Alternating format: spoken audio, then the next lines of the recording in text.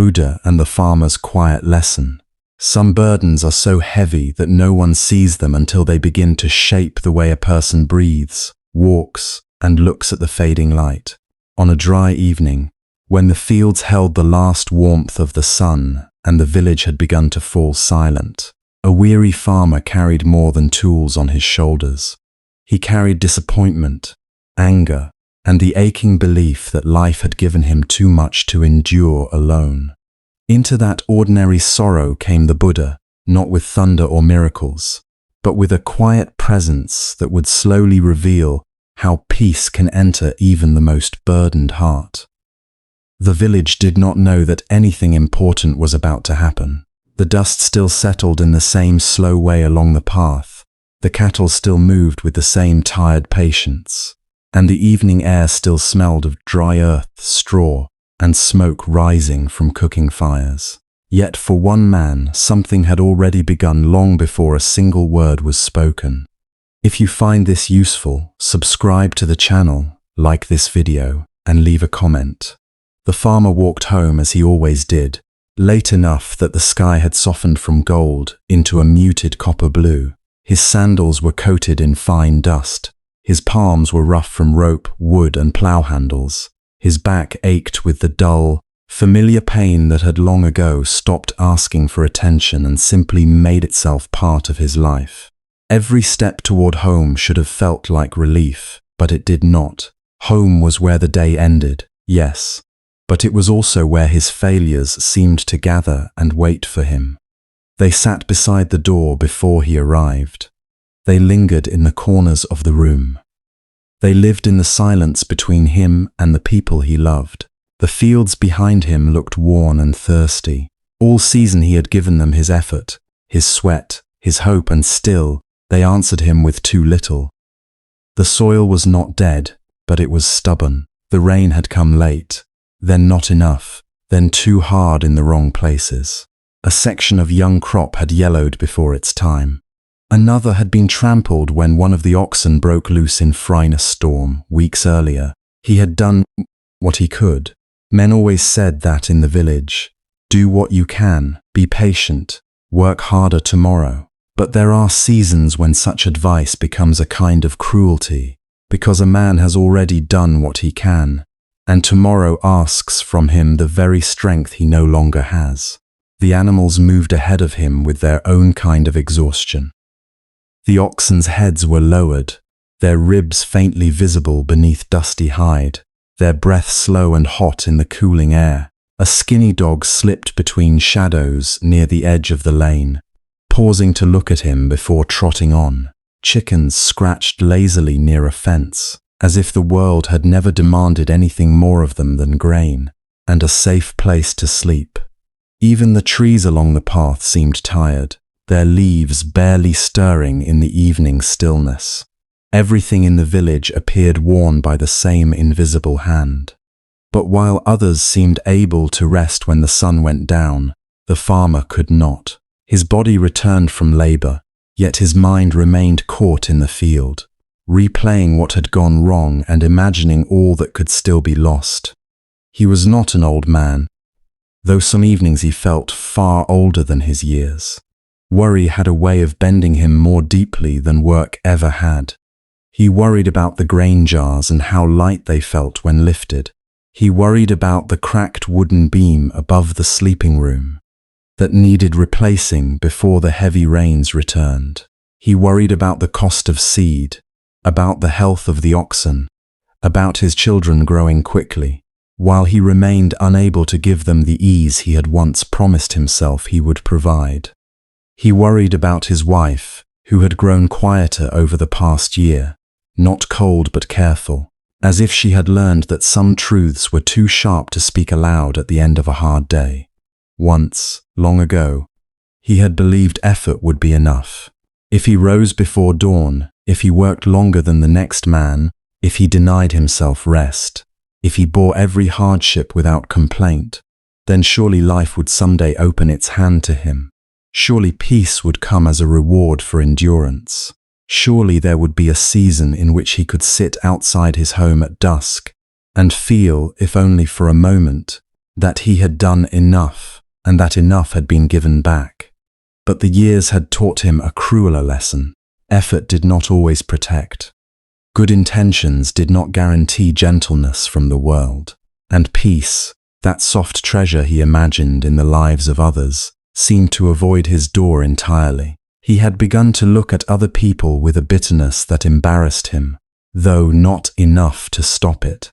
He saw a merchant whose shelves were always full and thought, "He has not carried what I carry." He saw a neighbor laugh beside a well and thought, "They have been spared some secret misery."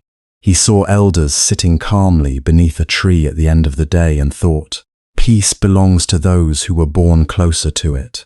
Not to me, not to a man whose hands are always empty just when they are most needed, not to a man who spends his life repairing what keeps breaking." These thoughts were not dramatic when they came. They arrived quietly, almost reasonably, until they became part of the way he understood himself. He did not say, "I am in pain." He said, "This is simply my life." He did not say, "I am afraid." He said, "Any sensible man would worry." He did not say, "I am losing hope." He said, "Hope is for those who can afford it." And because he spoke to himself in this way, his suffering deepened without ever asking permission. It clothed itself in duty. It hid behind responsibility. It called itself strength while draining him of the very thing strength requires. By the time he reached the narrow bend near the old tamarind tree, the village sounds had grown faint. From a distance came the soft clink of pottery, the cry of a mother calling a child indoors, the last fluttering complaint of birds settling into branches for the night. Smoke from evening fires floated low, blurring the edges of the huts and turning the path into a ribbon of dim brown shadow. This was the hour when the world seemed to exhale. Yet the farmer felt only the tightening within himself. The quiet around him made his own thoughts louder. Beneath the hush of evening, his mind became a crowded room. He thought of the debt he still owed on seed. He thought of the promise he had made to repair the roof before the next weather change. He thought of his youngest child asking, only 2 days before, whether the harvest would be good this year, and how he had answered too quickly, too brightly, with a confidence he did not feel. He thought of his own father, now gone, a man who had endured hardship without ever showing such unrest, or so it had seemed. And then, because pain often seeks a target, he felt anger rise in him again. Anger at the weather, at the soil, at the unfairness of effort that went unseen, at the endlessness of need. There were moments when he resented even the sky, as though its beauty at dusk were a kind of insult. He hated this anger, but he also held on to it. In some strange way, it made him feel less helpless. If he was angry, then at least something in him still pushed back. If he let go of anger, he feared what might remain beneath it: grief, weariness, and the possibility that he did not know how to live without struggle. So he carried resentment the way he carried his tools, close and familiar, even though it cut into him with every mile. Then he saw the stranger.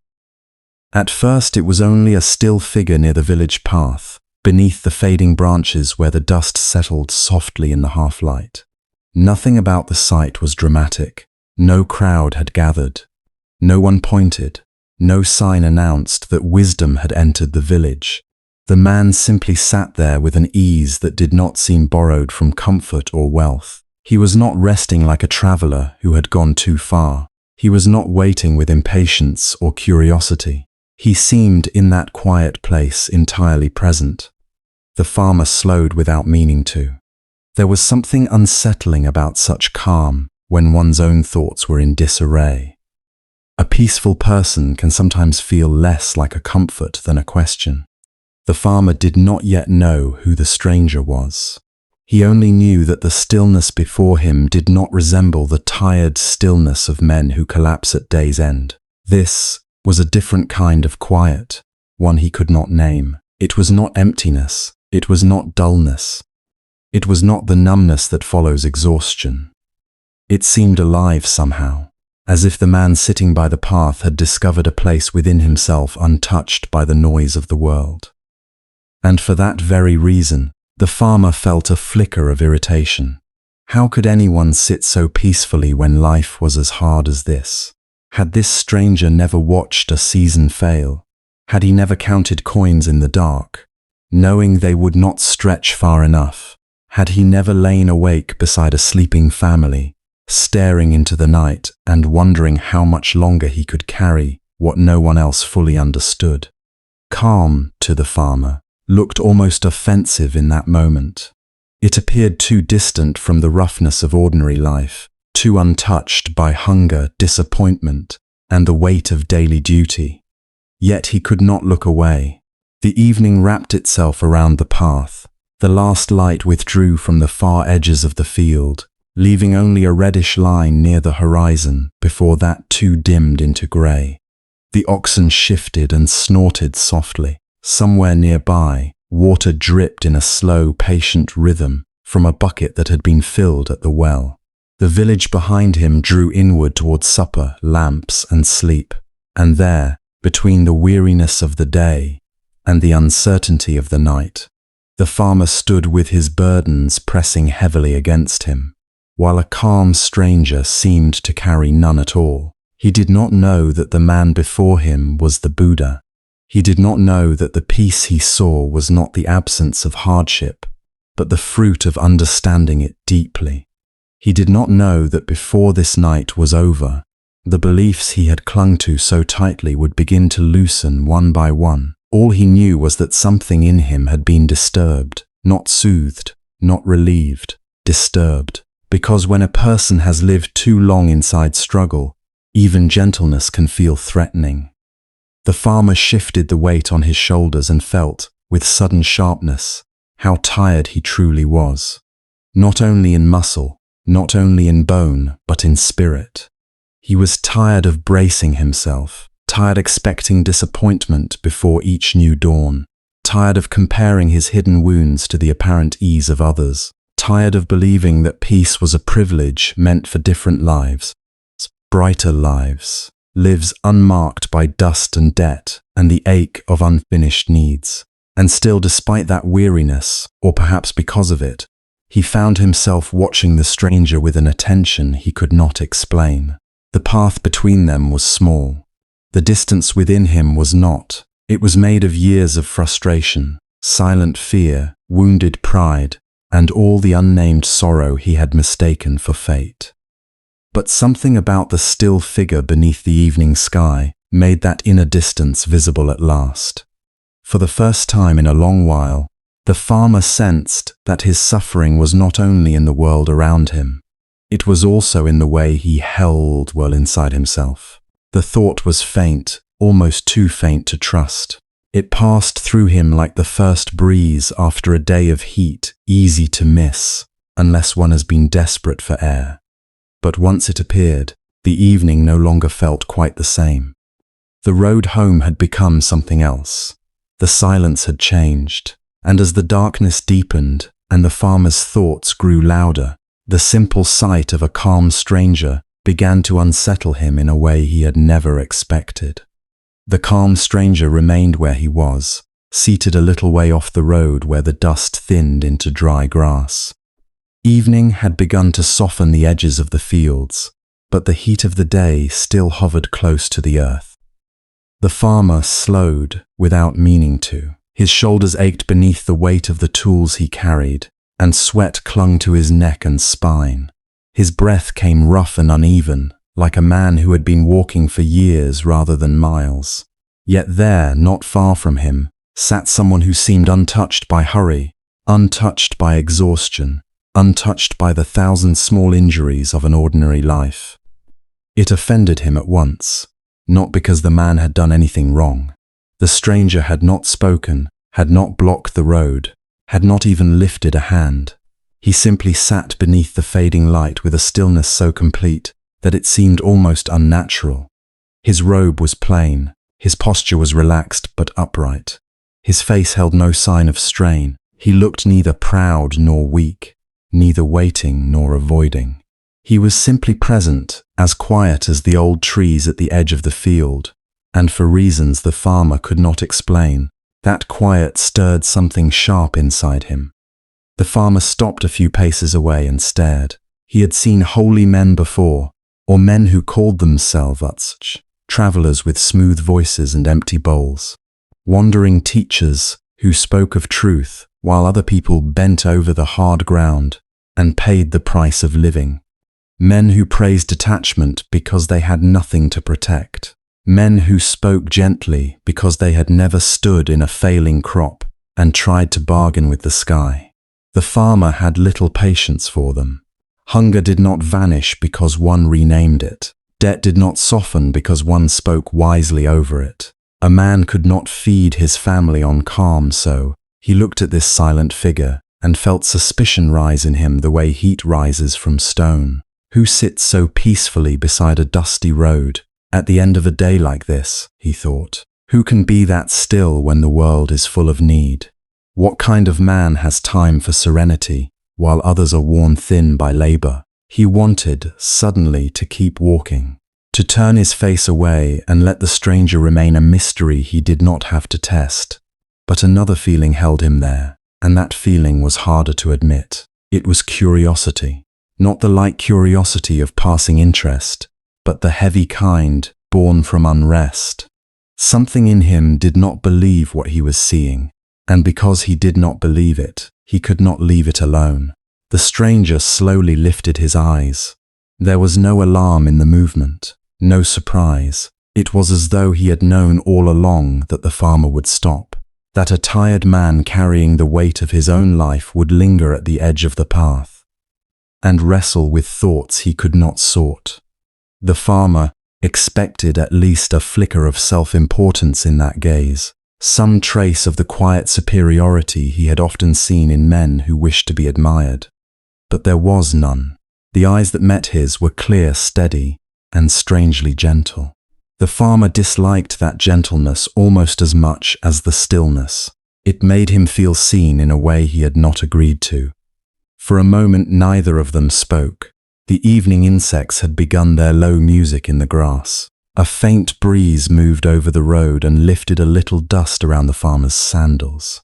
He became newly aware of his own body, of the pulse in his temples, of his jaw set tight, of the sweat cooling uncomfortably on his skin. Beside all that tension, the stranger's calm felt almost insulting, as if one man had somehow stepped outside the terms of human strain while the other remained trapped within them. At last the farmer let out a short breath through his nose. "You sit there as if the world gives no trouble," he said. His voice came out rougher than he intended, worn by the day and sharpened by something older than the day. The stranger did not answer immediately. He regarded the farmer with the same quiet attention, and in that pause the farmer's irritation deepened. He was used to people defending themselves, explaining themselves, correcting a harsh tone with another harsh tone. Silence in return made him feel as if his words had struck water instead of stone. Then the stranger said, "The world gives much trouble." The reply was simple, and because it was simple, the farmer found no easy way to dismiss it. He shifted the tools in his hand. "It does not look as though it troubles you." The stranger's expression did not change, but something warm moved through it, not amusement exactly, but understanding. "What you see now is only one moment," he said. The farmer frowned. "One moment tells a great deal." "Sometimes," the stranger said, "and sometimes it tells only what we are ready to see." That answer pricked him. It was too close to rebuke, though it had been spoken without edge. The farmer felt himself straighten, as though preparing for an argument he had not planned to start. "And what am I ready to see?" he asked. The stranger lowered his gaze for a breath, then returned it. "Perhaps a man who appears to have escaped a burden you still carry." The farmer gave a dry, humorless laugh. "Escaped? Is that what you call this?" He gestured vaguely at the stranger's robe, his stillness, the patch of ground on which he sat. "It is easy to appear peaceful when you have stepped away from the real work of living." Again, the stranger listened without interruption. That, more than anything, unsettled the farmer. He had expected offense. He had expected a lecture, or a pious smile, or the mild disapproval of someone who considered anger a lesser trait. Instead, the man simply received the words, not passively, not weakly, but with an openness that gave them room to exist without instantly fighting them. It left the farmer oddly exposed. Harshness was easier to maintain when it met resistance. Without resistance, it had nowhere to land. "You think I know nothing of hardship," the stranger said. The farmer's mouth tightened. "I think many men speak beautifully about suffering when they are not the ones carrying grain, burying loss, counting what will not be enough." The words came more quickly now. Once the first bitterness had broken free, others pressed behind it. A field does not care for wisdom. A dry season does not listen to kind advice. Sick children do not recover because someone has learned how to sit quietly beneath a tree. His breathing had grown faster as he spoke. He heard it himself. The way each sentence pushed the next one out with barely enough space between. The day's labor was still in his muscles, but now another strain had joined it. The strain of long-contained grievance finding a crack through which to rise. The stranger remained still, not frozen, not detached, still in the way of deep water that receives rain without losing its nature. "I do not say that pain disappears because we speak gently of it," he said. "Then, what do you say?" the farmer asked, almost snapping the words. The stranger's voice was low, steady, and unhurried. "I say that pain enters every life, but the way we hold it can deepen it or loosen it." The farmer shook his head at once. "That is the kind of thing men say when they have no answers." "It may sound that way," the stranger said. The farmer waited for more. None came. That was the most maddening part. The man did not chase after agreement. He did not rush to prove himself wise. He did not fill the air with clever phrases to defend his dignity. He let the silence return, and in that silence, the farmer became aware once more of the contrast between them. His own chest rose and fell hard, each inhale still carrying the dust of the road. His hands were tense around the handle of his tools. His feet ached. His mind burned with restless judgments. And before him sat a man whose breathing seemed as soft as evening itself. The farmer suddenly wanted to break that calm, not from cruelty exactly, but from a fierce need to know whether it was real. If this stillness was only a mask, he wanted it torn away. If it was genuine, he wanted to understand how such a thing could exist in a world that had given him so little mercy. "You speak as if suffering is a choice," he said. "No," the stranger replied. "Suffering comes, loss comes, fear comes, weariness comes. But there is also the struggle we build around what has already arrived." The farmer stared at him. "And what should a man do? Welcome his troubles? Smile at hunger? Bow to grief?" "No," said the stranger. "He should see clearly what is here." The farmer let out another bitter sound. "Clearly? I see clearly enough. I see land that takes and takes. I see seasons that make promises and break them. I see effort with no guarantee. I see people depending on me when I can barely carry myself." His voice had risen. Birds startled from a nearby shrub and fluttered away into the darkening field. Yet, even then the stranger did not flinch. He listened as though each word mattered, as though even anger, honestly spoken, deserved not contempt but care. The farmer felt foolish for noticing that. He looked away toward the road, toward the last gold fading from the horizon. The air smelled of dust, dry leaves, and the distant trace of cooking fires from homes he had not yet reached. He should have continued walking long ago. His family would be waiting. The animals would need tending. Tomorrow's tasks would not lessen because he stood arguing with a stranger. And still he did not move. It seemed to him that if he walked away now, something unfinished would follow him home. When he spoke again, his voice was lower. "You sit there like a man who has found some hidden door out of all this." The stranger answered with great softness. There is no door that removes us from life, only understanding that changes how we meet it. The farmer looked back at him sharply. And that is enough. For some moments it is the beginning of enough. The farmer almost laughed again, but the sound did not come. Something in the answer touched a place in him that had grown tired of scorn, tired of certainty, tired even of its own anger. He did not trust that feeling. He resisted it as one resists a hand offered, when pride is still stronger than pain.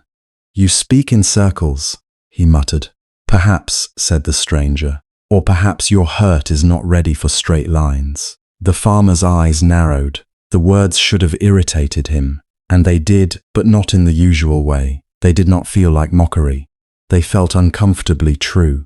His hurt, not his temper, not his rudeness, not his lack of reverence. His hurt. Few people would have named it so gently. Fewer still would have done so without trying to use the name against him. A long silence passed between them. The wind shifted again. This time it cooled the farmer's face. He realized how hard his heart was pounding, as though he had been climbing a hill. The stranger's breathing remained quiet and even. In the fading light, that difference seemed to stand between them like a teaching too simple to trust. One body clenched against the world, one body resting within it, one mind racing ahead to danger, failure, duty, and shame. One mind settled in the single breath that was here now. The farmer hated the comparison because he could feel it entering him before he had agreed to receive it. At last he said, more tiredly than before, "You listen as if none of this disturbs you." The stranger shook his head, just slightly. "It disturbs me that beings suffer." "Then why are you so calm?" "Because anger at suffering is not the same as freedom from it," the stranger said. "And because a burning man cannot cool another by setting himself more deeply on fire." The farmer lowered his eyes. The road beneath his feet was marked with old hoof prints, wheel ruts, and the scattered tracks of many travelers who had passed without stopping. He stared at the broken ground, as if it might offer him a safer subject than the one opening inside him. Yet the stranger's words remained there, quiet and steady. A burning man cannot cool another by setting himself more deeply on fire. He did not want to admit how precisely that image found him. His whole life lately had felt like that, pushing harder whenever life became hard, tightening whenever fear appeared, speaking more sharply whenever helplessness threatened to show its face. He had called it strength because he knew no other name for survival. But standing here, with his breath still uneven, and his thoughts still bristling against a peace he could not understand, he felt another possibility pressing at the edge of him. Not yet welcome, not yet believed, but present. The stranger did not move to claim that opening. He did not instruct the farmer to confess, or repent, or sit down. He only waited, and in that waiting there was no pressure, only space. That space, more than any teaching, began to work on the farmer. He let the tools in his hand sink lower. The muscles in his forearm trembled with fatigue. His mouth opened, then closed again. He was surprised to find that the next words gathering in him were not the clever accusation he had expected, nor another complaint about holy men and empty wisdom. They came from somewhere deeper, somewhere more worn. When he finally spoke, the bluntness remained, but beneath it was something fraying at the edges. "If a man has carried too much for too long," he said, staring not at the stranger now but at the dust near his own feet, "he may not know how to loosen his grip even when it is destroying him." The evening seemed to grow stiller around them. The stranger's answer, when it came, was almost no more than a breath. Yes, just that. No correction, no praise, no surprise. And for reasons the farmer could not fully understand, that single word reached him more deeply than any argument had. It did not solve his troubles. It did not lighten his debts or heal old losses or promise an easier morning. But it met him where he stood, on the roadside between labor and home, between pride and exhaustion, between the face he wore and the burden he had nearly forgotten was visible. He swallowed hard. What had begun as a glance, then an irritation, then a challenge, was no longer only that. Something had shifted, quietly but unmistakably. The stranger's serenity had stopped feeling like an accusation from another world. It had become, instead, a kind of mirror, showing the farmer not a life free from suffering, but a life no longer ruled by the struggle against it. And standing there in the cooling dusk, with his own breath slowly beginning to soften, the farmer felt words rising in him that he had not meant to say to anyone at all. He did not know, at first, how to begin. The words came awkwardly, as if they had been stored too long in a place with no light, and now did not trust the air. He looked away from the quiet face before him, and out toward the dimming fields. Where the last of the evening had settled over the furrows, he knew better than the lines in his own hands. When he finally spoke, his voice was rough, almost embarrassed by its own honesty. "You ask nothing," he said, more to the earth than to the man beside him. "That is strange. Most people ask for something: advice, grain, help, patience, money, work. Even my children ask with their eyes before they ask with their mouths. But you stand there as if you need nothing from me. And somehow that makes it harder to stay silent." He let out a breath that sounded like it had been trapped in him for years. "I have worked since I was small enough to follow my father, by stepping in the marks his feet left in the mud. I remember mornings before sunrise, when the dark still felt complete and the cold bit into the bones. I remember carrying water with arms that trembled, pulling weeds until my fingers were raw, learning the smell of rain before it came, and the smell of loss after it passed. There was never a season when the land said, 'Enough, rest now.' 'You have done well,' it always asked for more." His jaw tightened, but the words continued. "When I was young, I believed that was fair. Hard, yes, but fair. I thought if a man gave himself to the work would feed him back. If he rose early enough, endured enough, sacrificed enough, then life would, at the very least, stop pressing its thumb into his throat. I thought effort meant something certain. I thought sweat could bargain with suffering." He shook his head slowly. "But the land does not bargain. The sky does not bargain.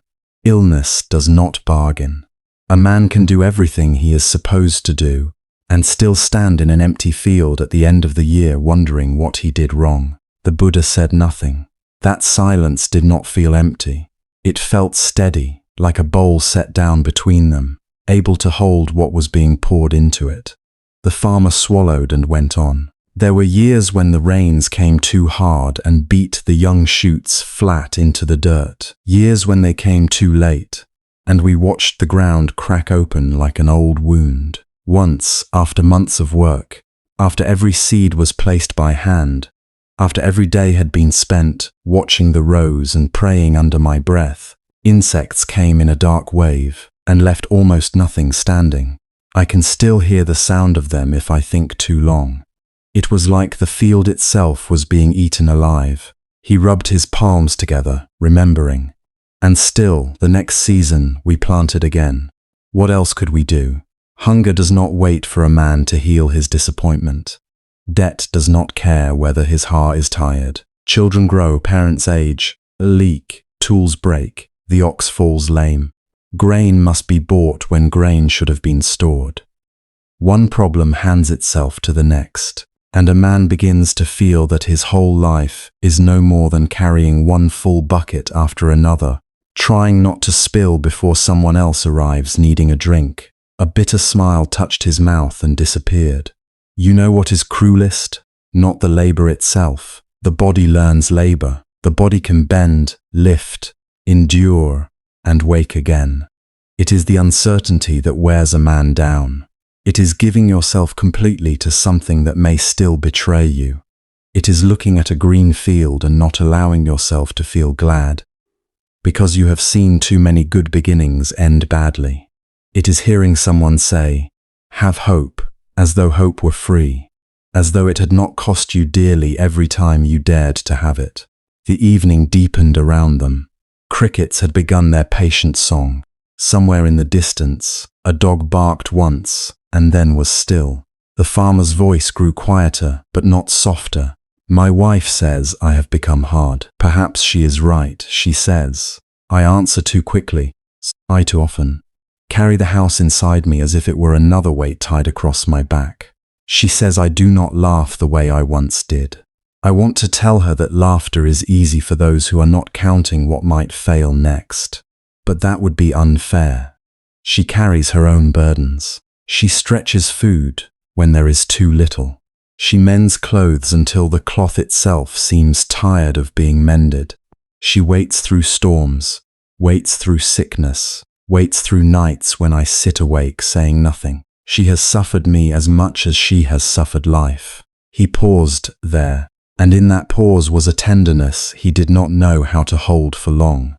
My children come to me with their small joys, and too often I meet them with worry. They bring me a carved stick, a smooth stone, a story from the road, and I am thinking of seed prices, of a cracked wall, of whether the well will last the month. They ask simple things, and I answer with the face of a man measuring risk. I see their excitement dim sometimes, and I hate myself for it. But even then I cannot stop. It is as though disappointment has trained me to stand guard against delight. His eyes narrowed as he stared into the fading light. And my mother, before she died, used to tell me I took too much onto my shoulders. She said no man was meant to be everyone's shelter. But tell me, if I do not stand, who stands? If I rest, who continues? There is always someone looking to me. Always someone needing the next task done, the next decision made, the next problem answered. The field needs me. The house needs me, the animals need me, the children need me, even grief needed me. When my brother died, and there was no time to fall apart because the arrangements had to be made, and the work did not stop. His throat tightened. He looked away. I buried him in the dry season. The ground was so hard we had to strike it again and again before it would open. I remember thinking, as the shovel hit the earth, that the world has no shame. It takes a man and then asks the living to keep moving, as if rhythm itself were more sacred than sorrow. For a while, he stood with that memory. When he spoke again, something older had entered his voice. There have been losses no one counts because they do not make a public sound. Not only death, smaller things. The calf that did not survive the night, though I stayed with it until dawn. The harvest sold too cheaply, because we had no choice but to sell when the buyers knew we were desperate. The promise I made to my daughter that I would build her a better sleeping place before the rains, and then failing because the money had to go elsewhere. The look in my son's eyes when he asked if, one day, the land would be his, and I could not tell whether that would be a blessing or a sentence. He laughed once, but there was no joy in it. People speak of work with pride. And yes, there is pride in work. There is dignity in feeding others, in keeping a household alive, in enduring what must be endured. But there is another side no one praises. Work can narrow a man. It can make his mind a corridor with no window in it. Wake, carry, mend, bargain, calculate, fear, repeat. At first you think you are building a life. Then one day you realize you have also been building a cage, not from wood or iron, but from duty, habit, and the belief that if you stop, everything will collapse. The Buddha remained still, listening as though this, too, was sacred. The farmer's shoulders had lowered without his noticing. The force of anger in him had not vanished, but it had changed shape. It was no longer flying outward. It was settling, becoming visible even to himself. I used to think rest was something a man earned, he said. But every time I came close to it, something happened. A fever, a storm, a debt, a bad market, a broken wheel. So after a while, I stopped trusting rest. I began to think it was dangerous to loosen my grip. If I sat too long, I felt guilty. If I slept deeply, I woke in fear that I had forgotten something important. If my wife told me to sit and eat before the food cooled, I ate quickly, as if even peace at the table had to be defended against interruption. He looked down at his hands, collused and cracked, hands that had built, carried, buried, repaired. These hands know what to do with a plough, with rope, with a hammer, with wet soil. But they do not know what to do with gentleness anymore. Not for long. When one of my children falls asleep against me, I feel love, yes. But beneath it I feel tension too, as if tenderness itself were asking me to become a man I no longer know how to be. His next words came slowly. That is what no one says. Hardship does not only tire the body. It can make a stranger of the heart. It can teach you to flinch from softness. It can make you suspicious of ease, ashamed of weariness, impatient with beauty. A sunrise becomes a sign of heat to come. Rain becomes a question mark. Silence becomes a list of unfinished things. Even a kind word can feel like something you cannot afford to believe. He drew in a deep breath, then let it go. So when I saw you sitting there in peace, I was angry. Not because you had harmed me, not because I thought you were false. I was angry because I could not understand how a man could sit so quietly in a world that grinds the rest of us down. I thought either he knows nothing, or he is hiding from life, or he has been spared what breaks ordinary men. And if none of those are true, he stopped, searching for the thought. Then perhaps there is something I do not know, and that possibility offended me. The honesty of it startled even him. He glanced at the Buddha then, expecting perhaps correction, or pity, or the polished wisdom of someone ready to instruct. But there was only that same receptive calm, it alert and unforced. From him, "I am tired," he said simply. Not the tiredness of one evening's labor, but something older, deeper woven through. I am tired of beginning again after loss. Tired of bracing myself before every season. Tired of pretending strength is the same as never bending. Tired of being the one who must keep his voice level when inside he wants to shout that it is too much. Tired of hearing that suffering makes men noble, when often it only makes them silent, sharp, and lonely. His eyes shone now, though no tears fell. And lonely. Yes, a man can live in a full house and still feel alone. Everyone may depend on him, yet no one may ask what it costs him to remain dependable. They see whether the grain came in, whether the roof holds, whether the debt was paid, whether the cart was fixed. They do not see the nights spent staring into the dark, counting failures like prayer beads. They do not see how many times a man swallows his fear so that others may sleep. They do not see how, little by little, he stops bringing his true thoughts to anyone, because complaint changes nothing, and honesty only makes him feel weaker. He frowned, as though hearing his own life spoken aloud for the first time. Maybe that is why I kept talking. Because you did not rush to mend what I said. You did not tell me to be grateful. You did not say others have less. You did not turn my pain into a lesson before I had finished feeling it. The night had almost fully arrived. The last streaks of light were fading beyond the fields, and the world seemed to lean inward around the two of them. The farmer's voice dropped to nearly a whisper. I do not even know when I stopped hoping for ease and began hoping only for survival. I do not know when caution became my nature.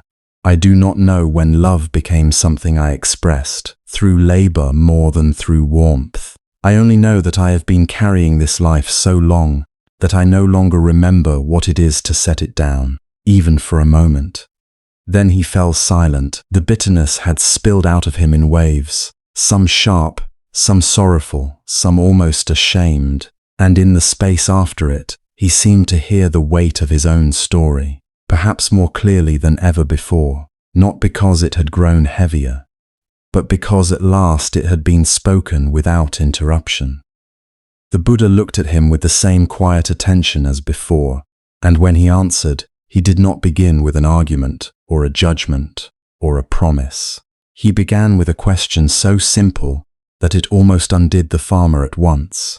The Buddha asked, when the day's labor is finished, when the tools are set down, when the field can ask no more of you until morning, does your suffering also rest? Or does something in you continue working long after the sun has gone?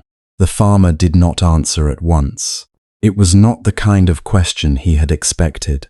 He had spoken of cracked soil, uncertain rain, tired limbs, hungry mouths, debts, fear, and the long ache of being responsible for too much with too little strength. He had opened the rough, hidden chambers of his life, perhaps imagining that the holy man would offer comfort, blessing, instruction, or some hard-earned wisdom about endurance.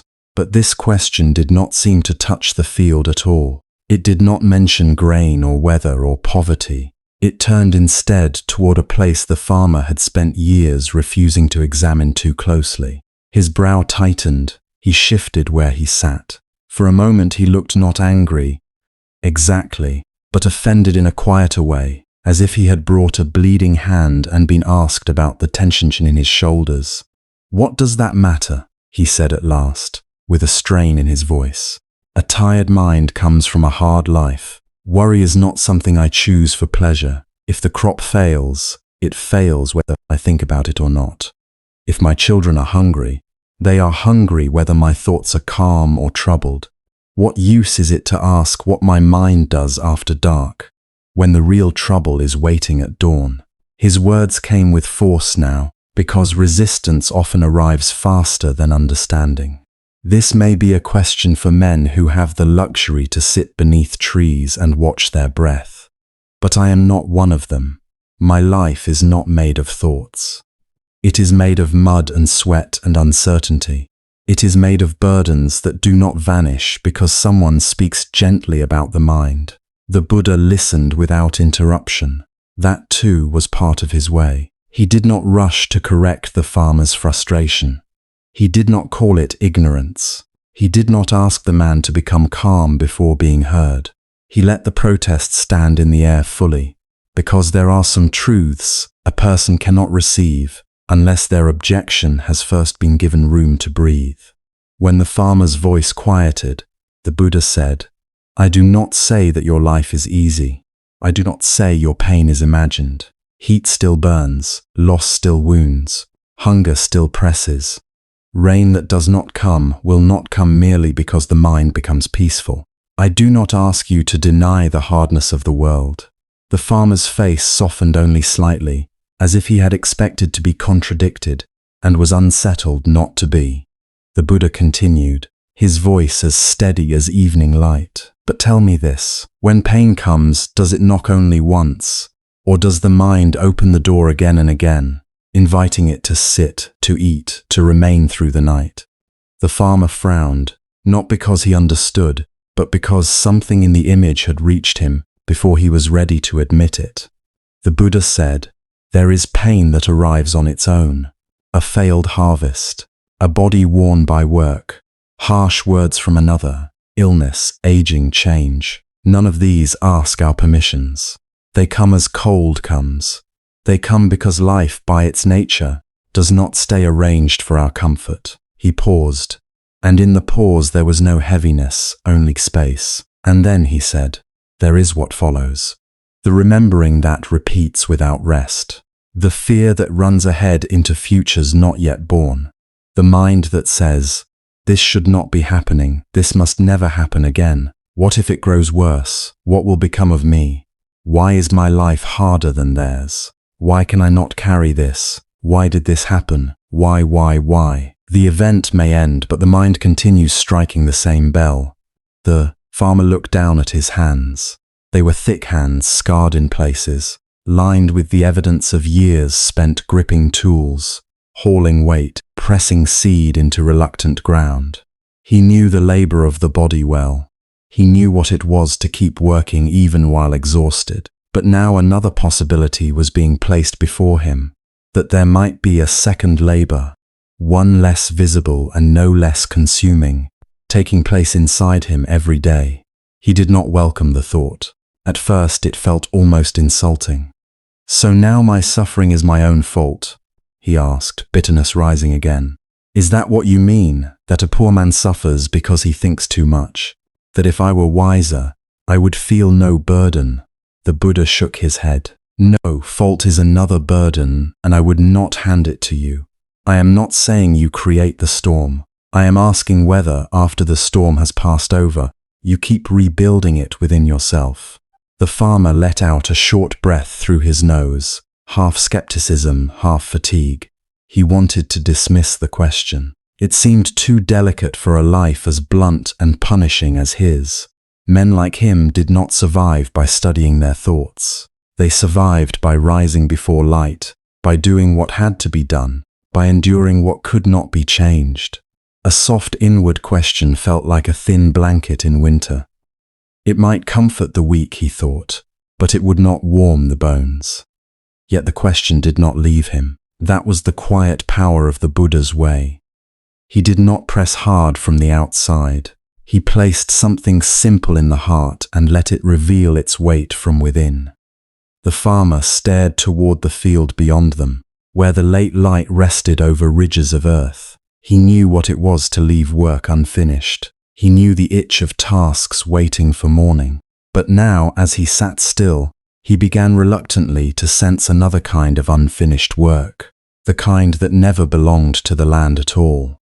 How often had he returned home after sunset, his body finally allowed to stop, only to discover that nothing in him had truly settled. He would eat, but not taste much.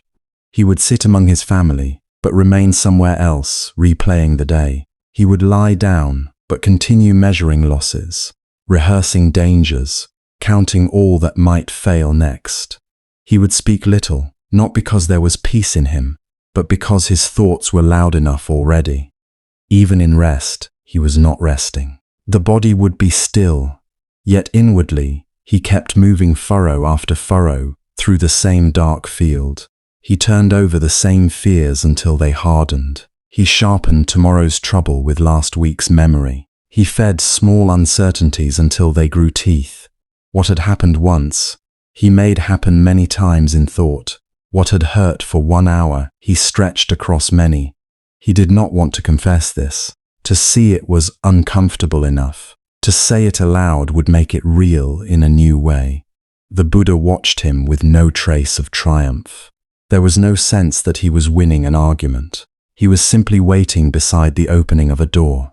"You are saying," the farmer began slowly, "that a man can suffer from what happens, and then suffer again from remembering it." "Yes," said the Buddha, "and often again from fearing its return, and again from resisting that it was ever part of life." The farmer's jaw moved as if he were chewing on something difficult. "If a man does not think ahead, he is careless. To see clearly is not carelessness," the Buddha replied. "To prepare is not the same as to torment oneself. The mind can plan without poisoning the heart. It can remember without building a prison from memory. It can respond to difficulty without becoming its servant." The farmer was quiet. A bird called somewhere in the distance. A mild breeze moved through the dry stalks at the edge of the field. The world, for a few breaths, seemed to make no demand. The Buddha said, "When a thorn pierces the foot, there is pain. But if the mind returns to the thorn all day, cursing it, fearing another, resenting the path, comparing this wound to older wounds, asking why the earth contains thorns at all, then the one thorn has become many. The foot was pierced once. The heart keeps piercing itself." The farmer gave a faint, resistant shake of the head. But it was weaker now, more habit than conviction.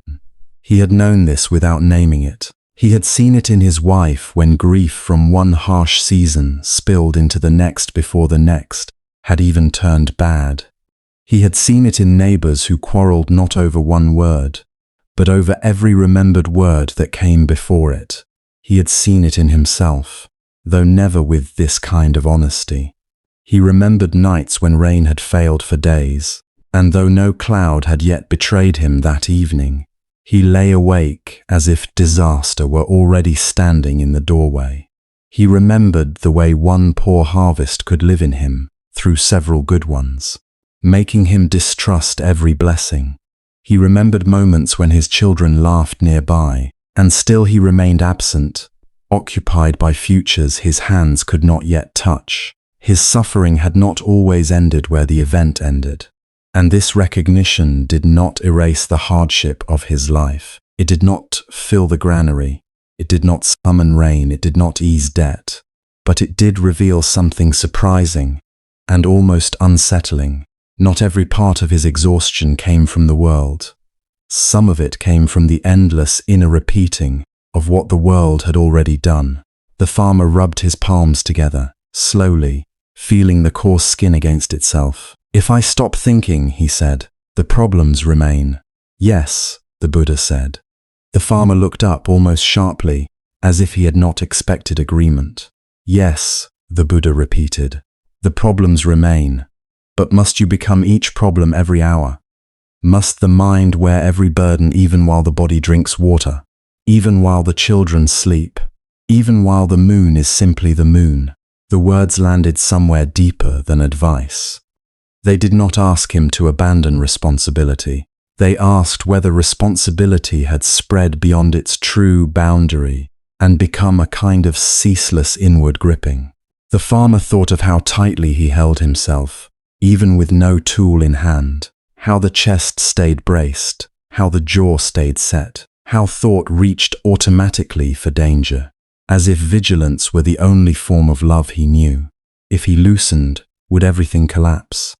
That fear had governed him for so long that he had mistaken it for duty. And perhaps that was what unsettled him most. Because if some part of his suffering was being fed from within, then the field was not the only master of his life. There was another relationship to examine. The one between event and thought, between pain and the story carried after pain, between what arrived uninvited and what was continually invited back. He did not yet know what to do with such knowledge. He was not transformed by it. He did not suddenly become serene. Confusion still moved through him. Resistance still stood watch. But alongside them, a small recognition had begun to breathe.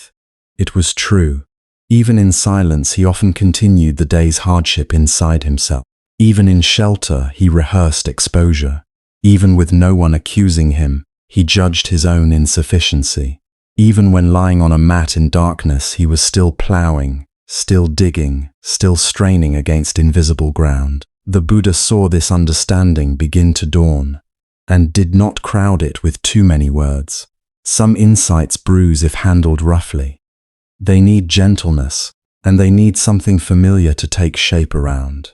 So after a little while, the Buddha turned his gaze toward the land itself, toward the field that had taught the farmer nearly everything he knew about life, loss, patience, and effort. And when he spoke again, he began to leave behind the language of mind and sorrow, and to speak instead in the language of earth. The Buddha let the quiet settle between them, as if he too were listening to the field before speaking of it. The evening air carried the scent of turned soil and old straw. Somewhere beyond the darkening edge of the path, water moved softly through a narrow channel, finding its slow way between rows the farmer had shaped with his own hands. The land was not merely around the man. It had formed his body, hardened his palms, bent his back, and measured his years. So the Buddha spoke to him through what he already knew. "You understand the earth," he said gently. "You know that a field does not choose what falls into it. Wind carries seeds. Birds drop them. Last year leaves behind what this year must face. Some seeds are useful. Some are bitter. Some lie hidden until the season turns warm enough to wake them." The farmer looked out across the dim fields, and though he said nothing, his face had changed. It was easier for him to hear the truth when it wore the shape of furrows and rain. "The mind is much the same," the Buddha continued. "It receives constantly. Memories fall into it. Fear falls into it. Kindness falls into it. Anger, shame, envy, longing, grief, and hope all drop their seeds there. Some are sown by what we have lived through, some by what others say to us, some by old habits carried so long we no longer remember when they first took root." The farmer lowered his eyes. He had thought of his suffering as something singular, a great hard stone lodged in his chest. But now the Buddha was speaking of it as a field, and a field was never made of only one thing. It held remnants, mixtures, hidden life, dry patches, buried roots. It held what had been planted on purpose, and what had arrived uninvited. The Buddha reached down and lifted a little earth between his fingers. He let it crumble back to the ground. If a man were to walk through his land each day and say, "I desire only grain," but never look closely at what is growing, would the field obey his wish? The farmer gave a faint, tired breath that was almost a laugh. "No," he said. "The field obeys work, weather, and care." "Yes," said the Buddha, "not wish alone. Care." The word lingered. The Buddha looked toward the rows where young shoots had once risen in neat green promise. If wholesome seeds are planted but never watered, they weaken. If harmful growth is ignored, it does not remain small out of courtesy. It spreads, it takes light, it takes space. It drinks what the crop needs. In time, a man may stand in his own field and wonder why the harvest is poor, forgetting how many days he passed by what should have been tended. The farmer felt those words more deeply than he wished to show. He knew too well what neglect could cost. He had seen weeds emerge as tender little things easy to dismiss, only to return later with roots stubborn as rope. He had seen one unguarded patch become many. He had seen a season quietly altered by what had first seemed minor. The Buddha's voice remained soft, but the softness did not hide the truth within it. So it is inwardly. A thought of resentment left unexamined may grow branches. A hurt revisited again and again may deepen itself like a root seeking water. Fear, when fed daily, begins to seem like wisdom. Envy, when entertained, can twist a man's sense of what is enough. Despair, if welcomed as the final truth, may spread over the heart until nothing living seems possible beneath it. The farmer swallowed. He had never thought of himself as feeding these things. He had imagined that sorrow simply attacked him, that bitterness simply arrived, that fear simply overtook him. Yet as he listened, he could not deny that he often returned to certain thoughts the way a hand returns to a wound. He pressed them, measured them, reopened them. He gave them his nights. He gave them his breath. He gave them the quiet hours that might have belonged to rest. The Buddha did not speak with accusation. He spoke the way rain falls on hard ground, without contempt, patiently, knowing the earth opens in its own time. What is watered grows, he said. This is a simple law, and because it is simple, many overlook it. If a man waters thornbush and grain with equal devotion, he should not be surprised when both rise. If he pours all his attention into injury, he should not be surprised that injury becomes the strongest voice within him. If he returns only to what he fears, then fear learns the paths of his mind better than peace does. The Buddha was quiet a moment, and then he said, "I once knew a potter in a village not far from here." He said her hands never seemed to rush, though her days were as full as any farmer's. She rose before dawn to prepare her clay, worked until the light failed, and still found time to feed her children and mend her own roof. Visitors sometimes asked her secret, expecting some hidden method, some trick of the wheel. She only said, "The clay becomes whatever the hands give it again and again. If my hands are anxious, the pot leans. If my hands wander, the walls go thin in places I never notice until the firing cracks them open. So I try to give the same steady attention to the clay, whether the morning is easy or hard." One young apprentice grew frustrated after his third jar collapsed on the wheel. He blamed the clay, he blamed the weather, he blamed his aching wrist. The potter did not scold him. She only asked whether his hands had been the same hands each time, or whether worry had entered them differently with each jar. The boy admitted that with each failure his hands had grown more afraid, pressing harder in some places and hardly touching others, until the clay no longer knew what shape was being asked of it. "The clay is honest," the potter told him. "It only shows you what your hands have been doing all along, hidden beneath your thinking." The Buddha looked at the farmer. It is much the same with the heart. What we give our attention to again and again is what takes shape within us, not because we chose it once grandly, but because we return to it quietly 1,000 small times. A field is shaped by which places receive water.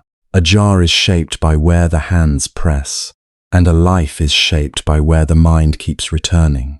The farmer sat with this a while. He thought of the many small returns of his own mind, to fear, to old grievance, to the ache of not having enough, and wondered for the first time whether the shape he had come to call his life was simply the shape his attention had pressed into it, one ordinary day at a time.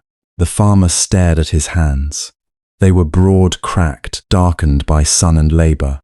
Hands that knew where to press the soil, how deep to sow, how gently to lift a weak seedling so it might survive. He had spent his life learning what nourishes growth, yet inwardly he had moved almost blindly, giving water to whatever pain cried loudest. And still, the Buddha said, there is another side to this. A field left unattended does not stay empty. Many believe that if they do nothing, harmful things will fade by themselves. Sometimes they do not. Sometimes what is ignored takes hold more deeply. Weeds do not wait for permission. Old roots do not remove themselves out of kindness. The untended places can become overrun. A breeze moved through the grasses, carrying a dry whisper over the darkening ground. The farmer knew this truth in his bones. No one had needed to teach him that neglect was active in its own way. To fail to tend was also to choose, though few would call it choosing. Leave a border uncut, and it thickens. Leave a ditch uncleared, and water clogs where it should flow. Leave rot in one corner, and decay spreads its instructions silently. The Buddha watched the understanding gather in the man's face. You have learned from the field all your life, he said. You know that timing matters. You know that the same hand must sometimes sow, sometimes pull, sometimes wait. You know that force cannot ripen grain. You know that impatience harms tender growth. You know that seasons are not conquered by anger. You know that rain cannot be commanded, only received. Yet much of what you know outwardly, you have not trusted inwardly. These words entered the farmer with strange tenderness. They did not humiliate him. They revealed him. They showed him that he was not ignorant in the deepest sense, only divided. The wisdom he used each day beneath the sky had not yet been invited into the hidden field within his own chest. He thought of mornings before sunrise, when the ground was still cool and the world had not yet begun its noise. He thought of crouching low to inspect a row, seeing what another man might miss. A pale sickness in one leaf, the first reach of a weed near the root. Moisture here, dryness there. He never despised the field for needing attention. He did not call it weak because it required care. He simply cared for it because that was the nature of growing things. A slow ache rose in him as he realized how differently he had treated his own mind. He had demanded that it be strong without care, pure without weeding, peaceful without shelter, healed without time. When painful thoughts appeared, he either fed them with endless return or tried to curse them out of existence. He had not sat beside them with understanding. He had not learned their season. He had not asked what conditions allowed them to thrive. The Buddha seemed to sense the movement within him and continued in that same calm, earthly rhythm. Good seed matters, he said, but seed alone is not the harvest. The soil must be prepared. Stones may need lifting, hard ground may need softening, water must come, and when it comes, it must reach the roots. Sun must warm but not scorch. There are things to encourage and things to protect against. So too with the mind. Wise teachings may be heard, but unless they are returned to, remembered and practiced, they remain like seed in a sack. The farmer could almost see it. A sack of excellent grain hanging untouched while the field below grew wild. What use was what was true if it was never brought down into life? The Buddha's eyes rested on the ground before them. A kind thought, repeated, becomes easier to find. Gratitude, noticed each day, sends roots downward. Patience, though small at first, strengthens through use. Understanding deepens when revisited. Compassion, even when awkward in the beginning, can spread shade over harsh places. But these too require tending. No one sows once and harvests forever. Night had nearly reached the field now. The outlines of things softened. The world seemed less divided, as if furrow, path, and meadow were slowly being gathered into one dark blanket. In that dimness, the Buddha's words took on the pace of something older than teaching, almost like memory returning. There are seasons in the heart, he said. There are times when nothing seems to move, though much is happening beneath the surface. There are times of breaking open, times of flood, times of barrenness, times of unexpected green. A man may become discouraged because he does not see change quickly, but you know better than most that roots work in silence. What is essential often grows where the eye cannot watch it. The farmer breathed more deeply as he listened. This, too, he knew. Many times he had stood over bare-looking ground while life was gathering below. Many times he had waited through days that seemed to offer no sign of answer, only to find later that the season had been working all along. He had trusted the earth with that mystery. Perhaps, for the first time, he wondered whether he could offer some of that same trust to himself. The Buddha went on. To tend a field is to enter a relationship with uncertainty. You do what can be done, and still not everything is yours to control. Wind may come, too much rain may come, not enough may come. Insects may take what you hoped to keep. A crop may fail though your effort was sincere. Yet none of this makes care meaningless. It only means care is not the same as control. At this, something inside the farmer loosened painfully. Much of his torment had come from trying to command what could not be commanded. He wanted his grief to stop because he told it to stop. He wanted his fear to leave because he was exhausted by it. He wanted his mind to become clear by force, as though shouting at a storm could part the clouds. But the field had never answered to desperation. It answered to steady labor, right conditions, and time. The Buddha's voice lowered further, so that the farmer had to listen with his whole body. When you see anger arise, know that a seed has found moisture. Do not become the anger. Learn from the farmer. Ask what fed it. Ask whether it should be watered further. When envy appears, do not call yourself evil and sink deeper.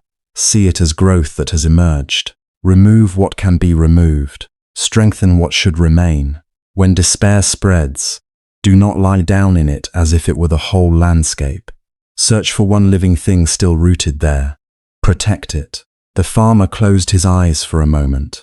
These instructions did not feel distant or adorned. They felt workable, humble, like tasks done one row at a time. He had always feared that inner peace, if it existed at all, belonged to men who lived far from mud, weather, debt, hunger, and burial. But this teaching had the shape of his own days. It smelled of rain and dust. It asked not for perfection, but for attention.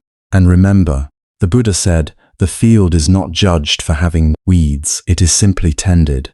So do not add hatred to what is already painful. If fear has grown, see it clearly. If bitterness has rooted, see it clearly. Clarity is the beginning of wise labor. Shame that only curses the ground helps nothing. The farmer opened his eyes again, and they had softened. He thought of how often he had condemned himself for what appeared within him, as though harshness were a tool of healing. But no plant had ever flourished under contempt. Even when cutting back harmful growth, a good farmer acted with precision, not hatred. A long stillness followed. In it, the field seemed to breathe with them. Soil below, sky above, darkness settling like a hand upon a restless brow. The farmer could feel the teaching, moving through what he already knew, joining outer labor to inner life. His years had not been empty of wisdom after all. They had been speaking to him from the beginning through rain, roots, seasons, waiting, through every stubborn weed and every patient harvest. Now he listened more carefully than before, as if afraid to miss even a small word.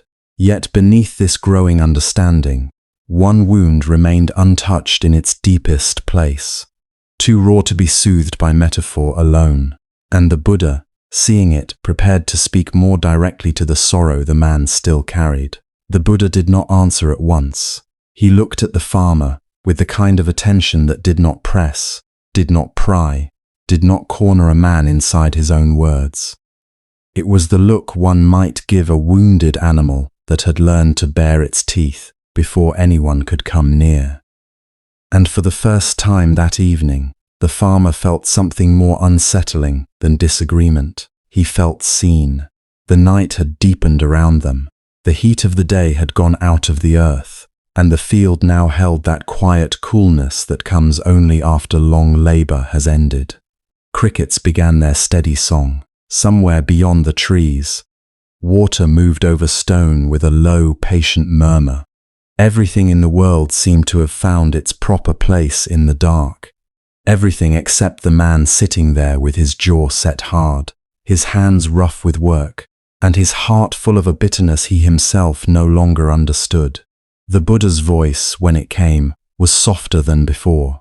"You speak as one who is tired," he said, "but not only tired in the body." The farmer gave a short breath, almost a scoff, almost a sigh. "What else is there? A body works, a body aches. That is life." "Sometimes," said the Buddha, "the ache in the body is easier to bear than the ache we do not allow ourselves to feel." The farmer's face tightened at once. He looked away toward the dim outline of his crops, as if the rows could shield him from the direction of the conversation. "I have no time for that kind of thinking." "No," the Buddha replied, and there was no blame in it. "Very often, those who carry the heaviest duties do not." That simple agreement landed differently than argument would have. The farmer had expected correction. He had expected some gentle sermon about patience, about temper, about the need to master oneself.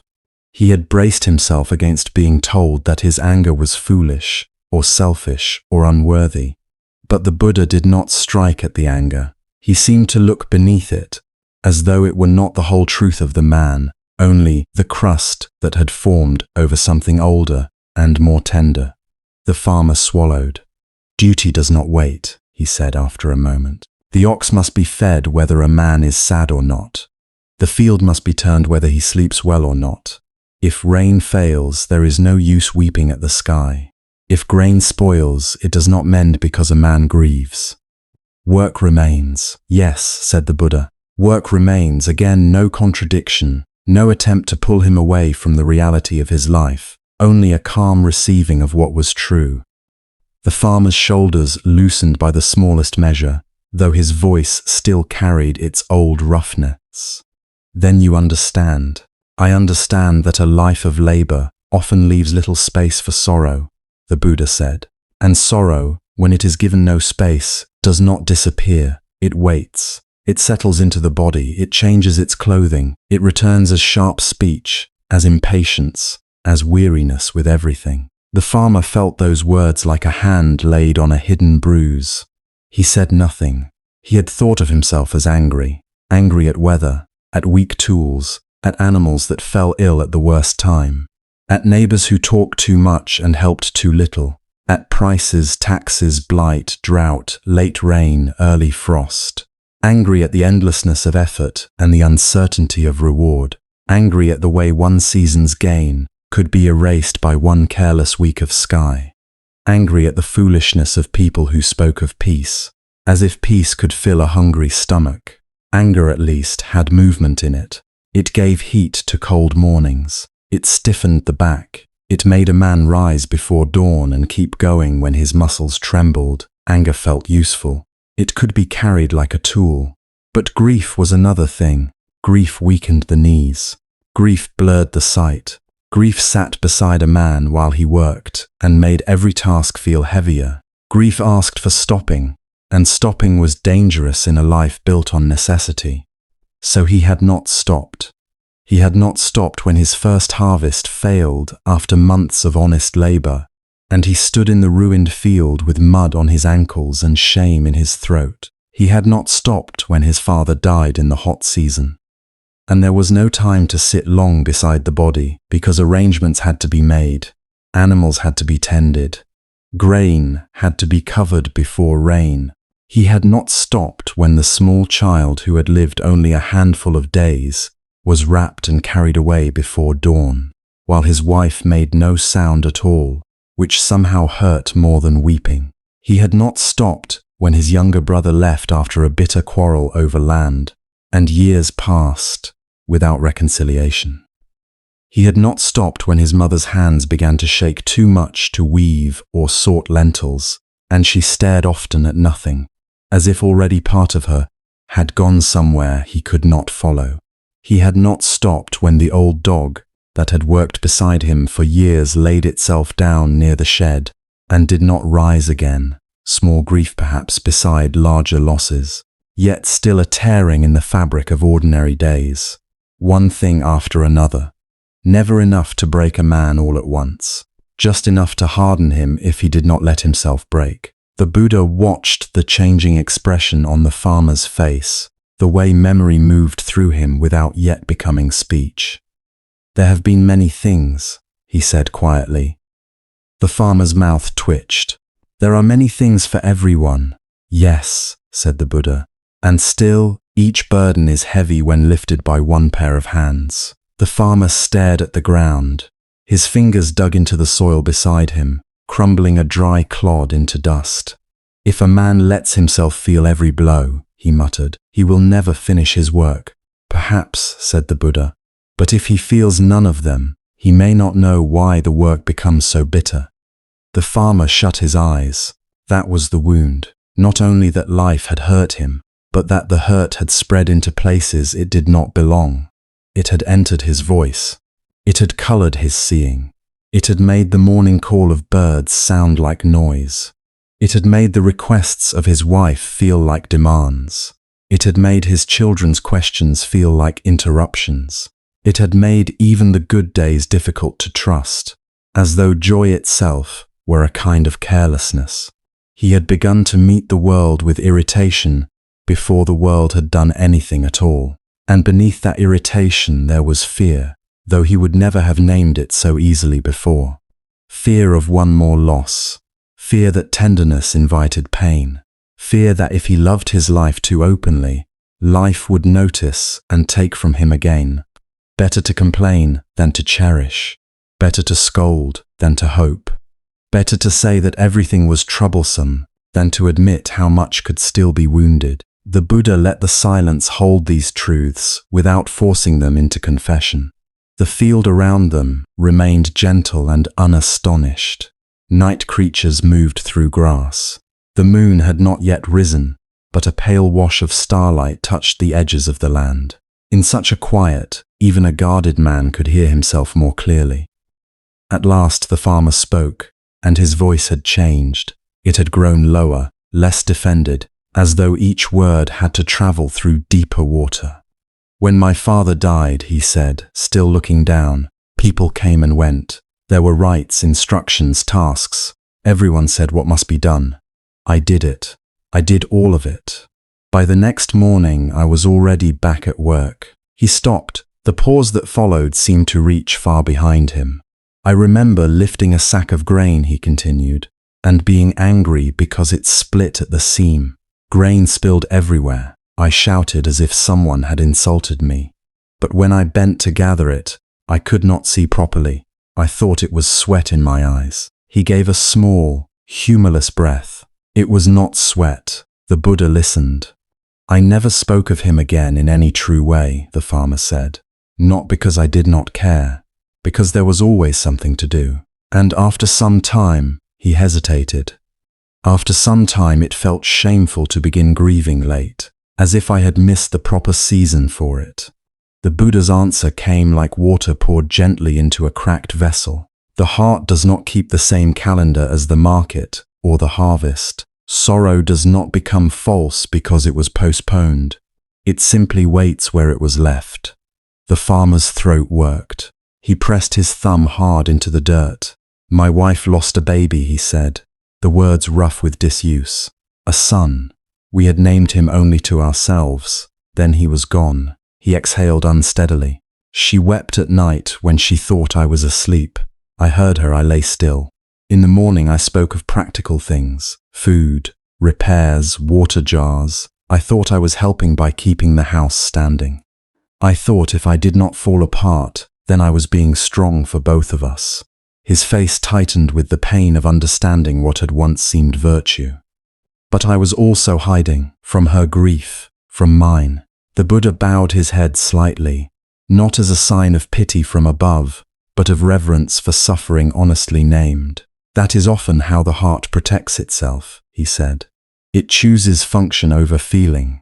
It says, first I will endure, later I will grieve. Yet later does not always come by itself. The farmer's eyes shone in the dark. He was not weeping openly, not yet, but the hardness in him had begun to melt at the edges. A man cannot live with his chest open all the time. No, said the Buddha, he cannot, but neither can he live forever behind armor without forgetting the shape of his own heart. Something in the farmer yielded then. Not all at once, not dramatically, but enough that his next breath trembled. Enough that he no longer sounded like a man defending a position, only like a human being tired of carrying himself alone. I have been angry for so long, he said, at everything. At weather, at tools, at people who speak too slowly, at animals that do not obey, at children who spill things, at my own bones when they ache. His voice thinned. Sometimes I wake already irritated, before the day has even begun. I thought it was because life is hard. Life is hard, the Buddha said. The farmer looked up, startled by the kindness of that answer. The Buddha continued, and because life is hard, the unwept tears can gather inside a person like water behind a blocked gate. The pressure grows. Then a small thing happens, and all that hidden force rushes toward it. The cup is blamed, the weather is blamed, the neighbor, the child, the delay, the noise. But often they are only the place where old sorrow spills. The farmer let those words enter him. He did not resist them. He could see now how many of his outbursts had not truly belonged to the moment that triggered them. A broken strap had carried the weight of 10 other losses. A missed errand had awakened every past disappointment. A simple question from his wife had met the exhaustion of years. He had not been raging only at what was before him. He had been raging at all he had never had time to mourn. A tear slipped down before he noticed it. He brushed it away quickly, almost with annoyance, then gave a weak, embarrassed laugh. Foolish. The Buddha's eyes were warm, no human. The farmer's hand dropped to his lap. He did not hide his face. He did not apologize again. In the stillness, another tear followed, and this time he let it. The field did not judge him. The night did not turn away. Nothing terrible happened because his sorrow was visible. For a long while they sat together as the man breathed through the ache that had lived unnamed beneath his temper. No lesson was demanded of him in that moment. No moral extracted too quickly from pain. The Buddha did not tell him to be grateful. Did not say that all things pass in a way meant to close the wound before it had been felt. He did not diminish the father who was gone, the child who had not remained, the years of labor that had given little softness in return. He made no attempt to tidy suffering into something neat. Instead, he honored it, and in being honored, it changed. Not because grief vanished, but because it no longer had to disguise itself as irritation in order to be allowed a place in the man's life. What had been clenched began, little by little, to open. What had been defended could now be touched. The farmer felt, perhaps for the first time in many seasons, that someone was not asking him to be less burdened than he was, only less alone inside the burden. His shoulders fell. The lines in his face eased. Even his silence had become different. It was no longer the silence of resistance, but the silence of a door unlatched. When he finally spoke again, there was humility in him now, and readiness. If this is so, he said quietly, then I have not understood my own suffering at all. The Buddha regarded him with deep gentleness, as if this admission were not failure but the beginning of wisdom.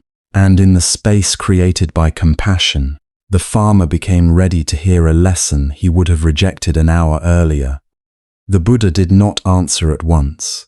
He let the farmer's words settle between them, as though truth, once spoken aloud, deserved a little silence around it. The evening air had grown softer. Somewhere beyond the trees a bird gave its last call before night, and the field, still dry and waiting, lay under the fading light like a tired body that had forgotten how to rest.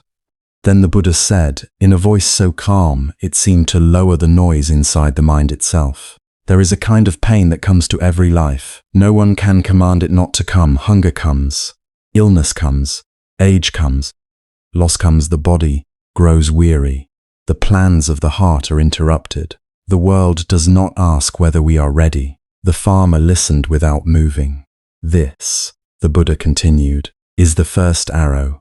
He bent and lifted a thin fallen reed from the ground, holding it lightly across his palm. Imagine a man walking through the forest. Without warning, an arrow flies from somewhere unseen and strikes him. It pierces the flesh. There is pain, sharp, immediate, real. He did not invite it. He did not choose it. He suffers because he has been hit. The farmer's face tightened almost imperceptibly, as if his own body knew this kind of blow well. "But then," said the Buddha, "in fear, anger, confusion, and resistance, he takes up another arrow and drives it into himself. The first wound was given by life. The second is made by the mind." The farmer's brow furrowed. He did not argue, but his eyes searched the Buddha's face with the intensity of a man trying not merely to understand words, but to test whether they could survive contact with real hardship. The Buddha saw this and spoke more plainly. "When the rains fail," he said, "that is the first arrow. The earth cracks, the seedlings weaken, the labor of many weeks begins to disappear under a merciless sky. This is pain. It is not imagined, it is not small.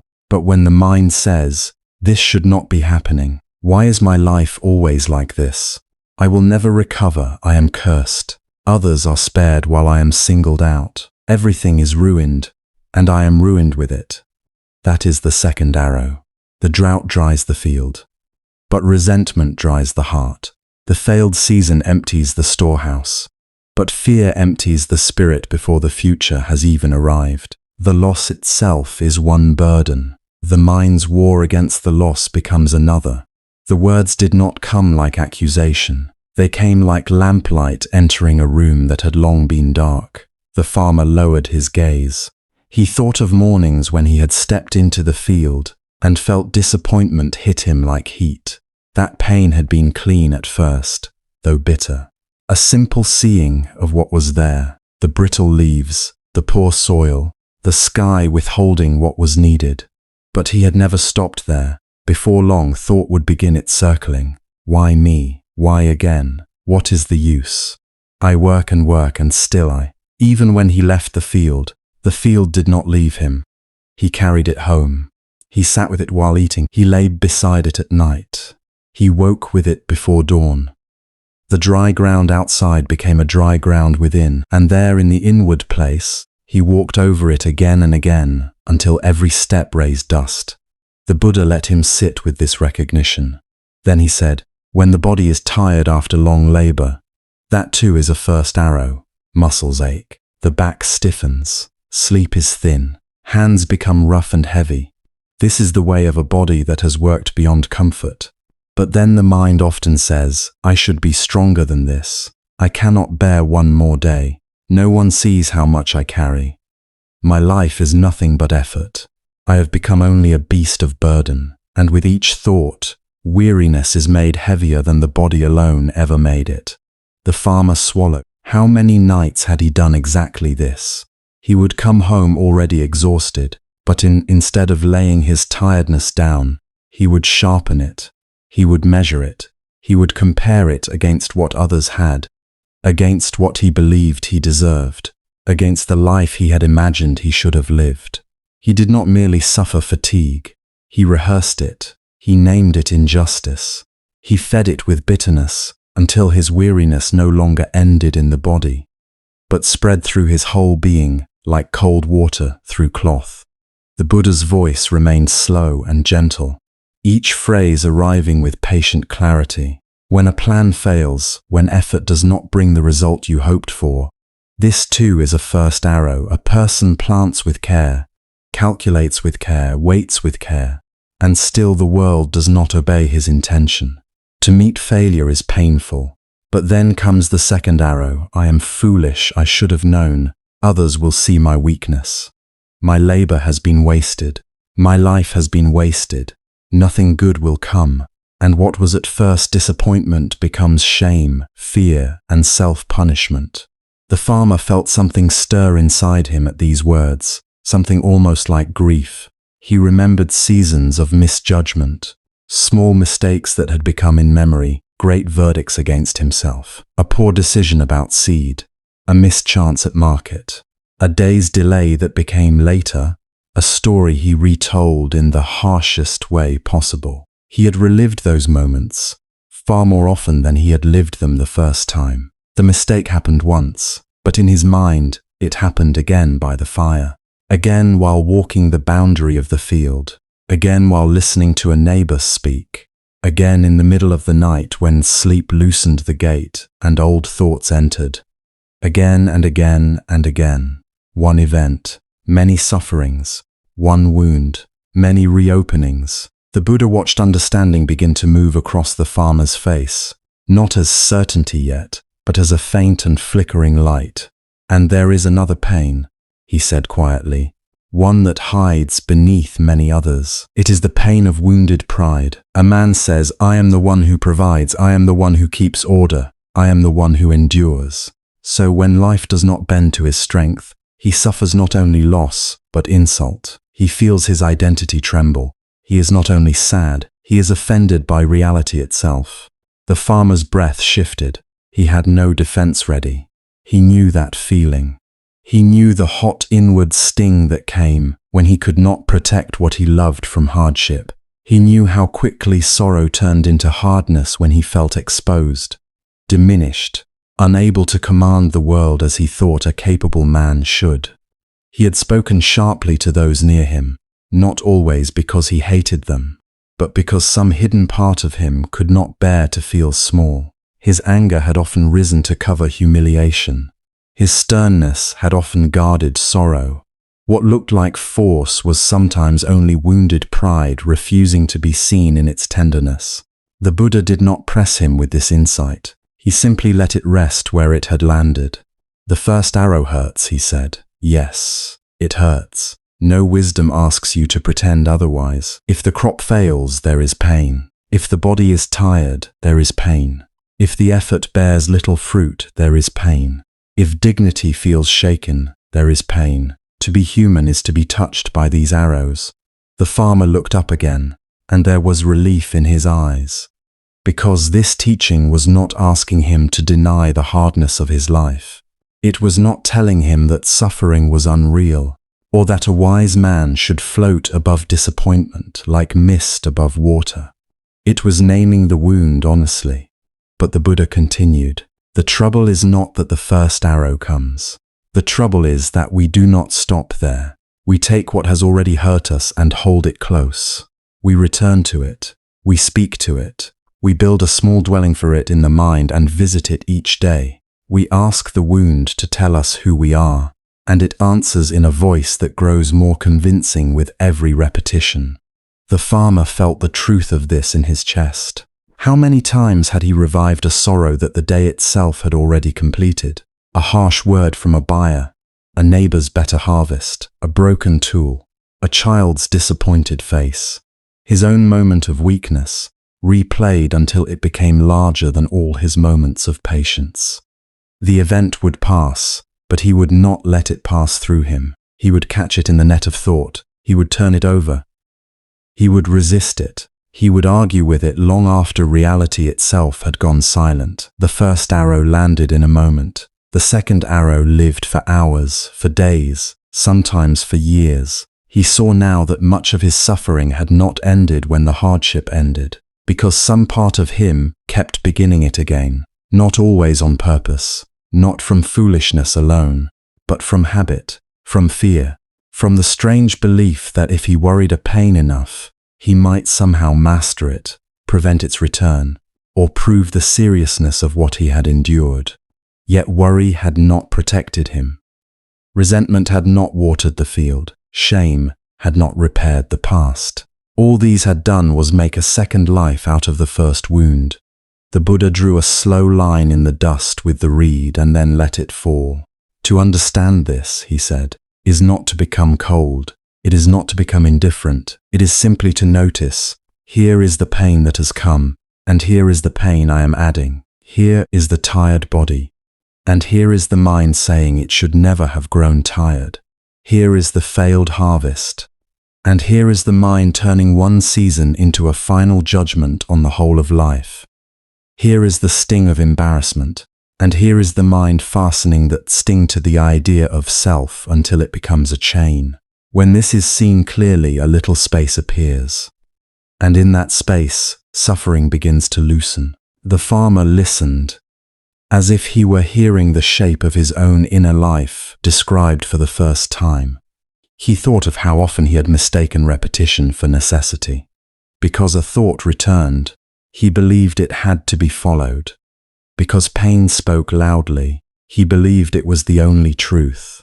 Because resentment felt powerful, he believed it was strength. But now another possibility opened before him, gentle and startling. Perhaps not every pain required a struggle. Perhaps not every wound needed a story wrapped around it.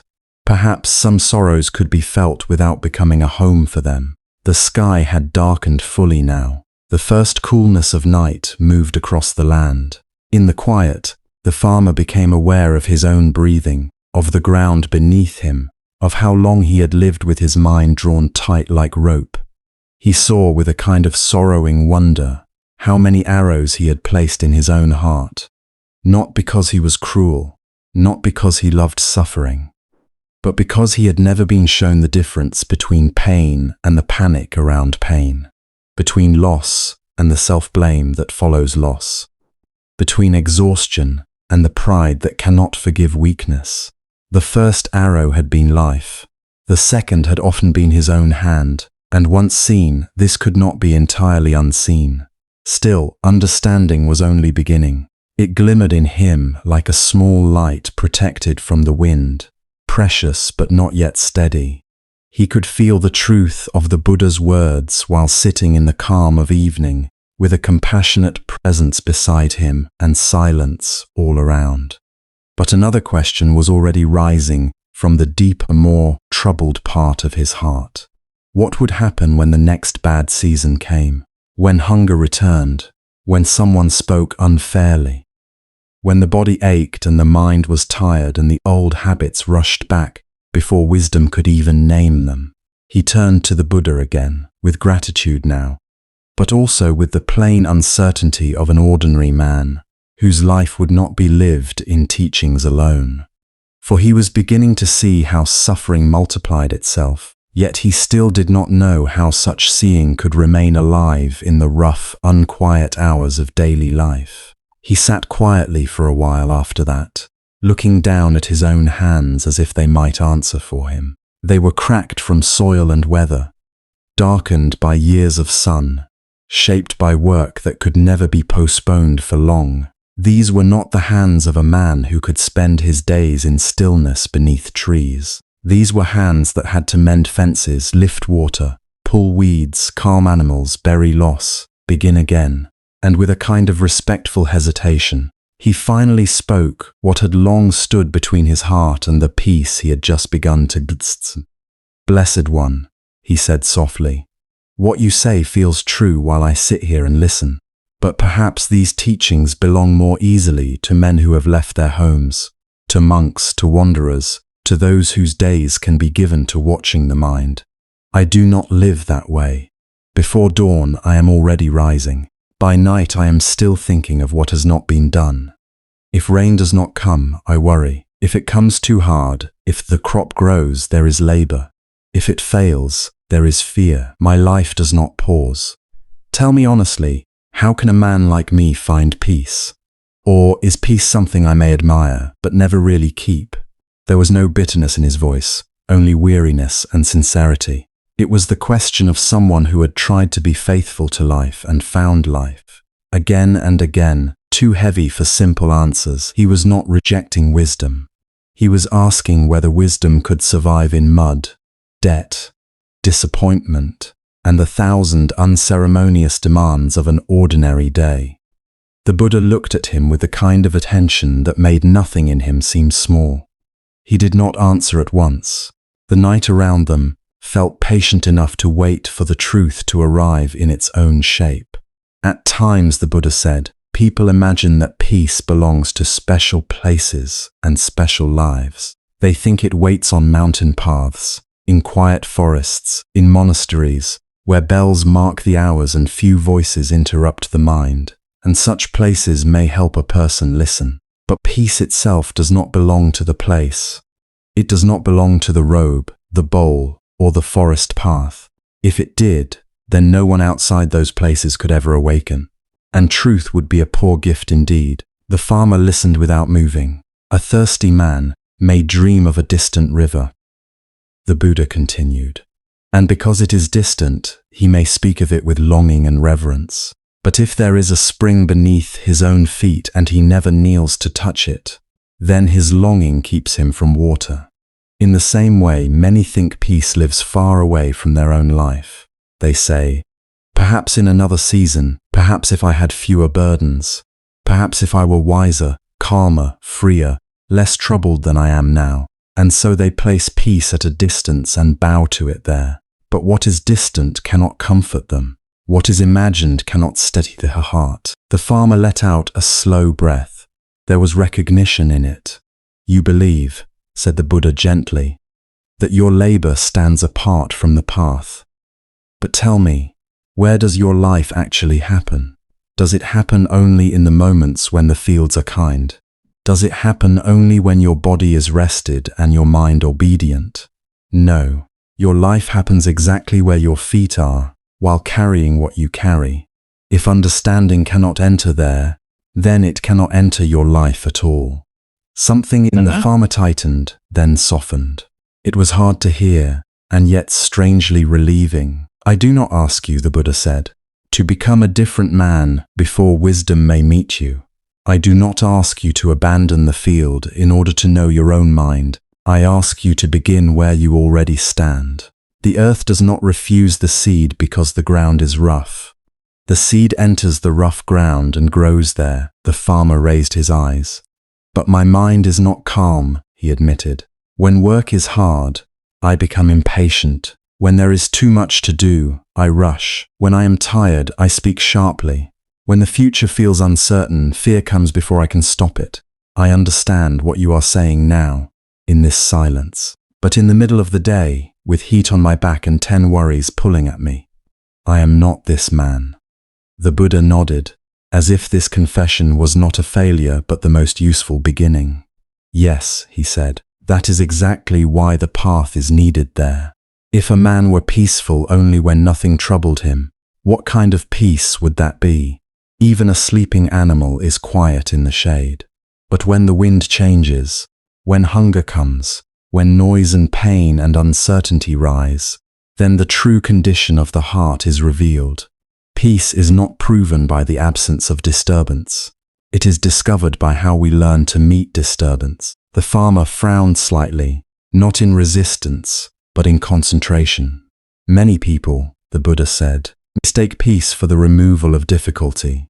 They say, when this burden is gone, then I will rest. When this conflict ends, then I will be gentle. When my life becomes secure, then I will trust. But one burden leaves and another arrives, one season ends and another tests us differently. If peace depends on the world first arranging itself according to our hopes, then peace will always be late. A small wind moved through the grass. Somewhere beyond the dark edge of the field, an animal shifted and settled again. Look at your work, the Buddha went on. Does the crop wait for a perfect year before it begins to grow? No. It grows amid insects, shifting weather, uneven rain, stones under the soil, and days of too much heat. It does not say, I will root myself only when all conditions are kind. It uses what is here. In the same way, the heart learns not by escaping the conditions of life, but by seeing clearly within them. The farmer was silent for so long that his silence itself seemed to be listening.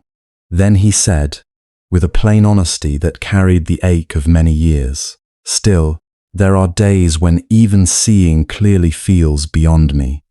There are mornings when I wake already burdened.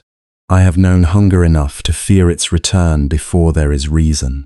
I have worried over small things because larger things stood behind them. Sometimes I do not want noble truths. I want one day without strain, one night without counting what may go wrong." The Buddha's face held no trace of surprise. He knew the exhaustion that makes even wisdom sound like one more task. "Yes," he said softly, "and that too must be understood with compassion. A tired mind tightens quickly. A frightened mind clings quickly. A body that has carried much pain speaks loudly inside thought. You are not weak because difficulty weighs on you. You are human. The path does not begin by condemning that. It begins by seeing it clearly and not adding hatred to the burden." The farmer's shoulders lowered a little, as if some inner accusation had been quietly set down. "To suffer," the Buddha said, "is one thing. To believe that because you suffer, peace is impossible for you, is another suffering laid on top of the first. You have carried both. Many do. They feel the weariness of life, and then they tell themselves, others may find stillness, but not I.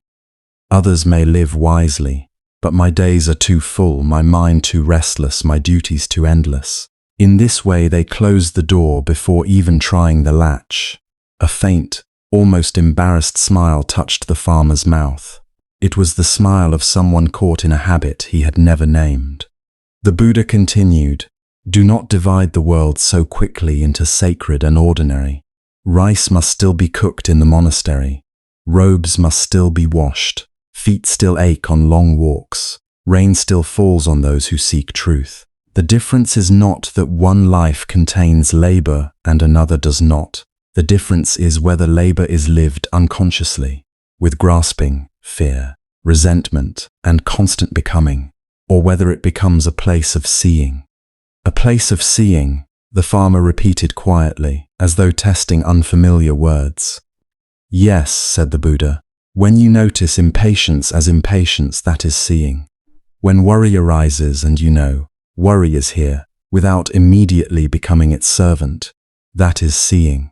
When hunger comes, and you do not build an entire future of terror around one moment of discomfort, that is seeing.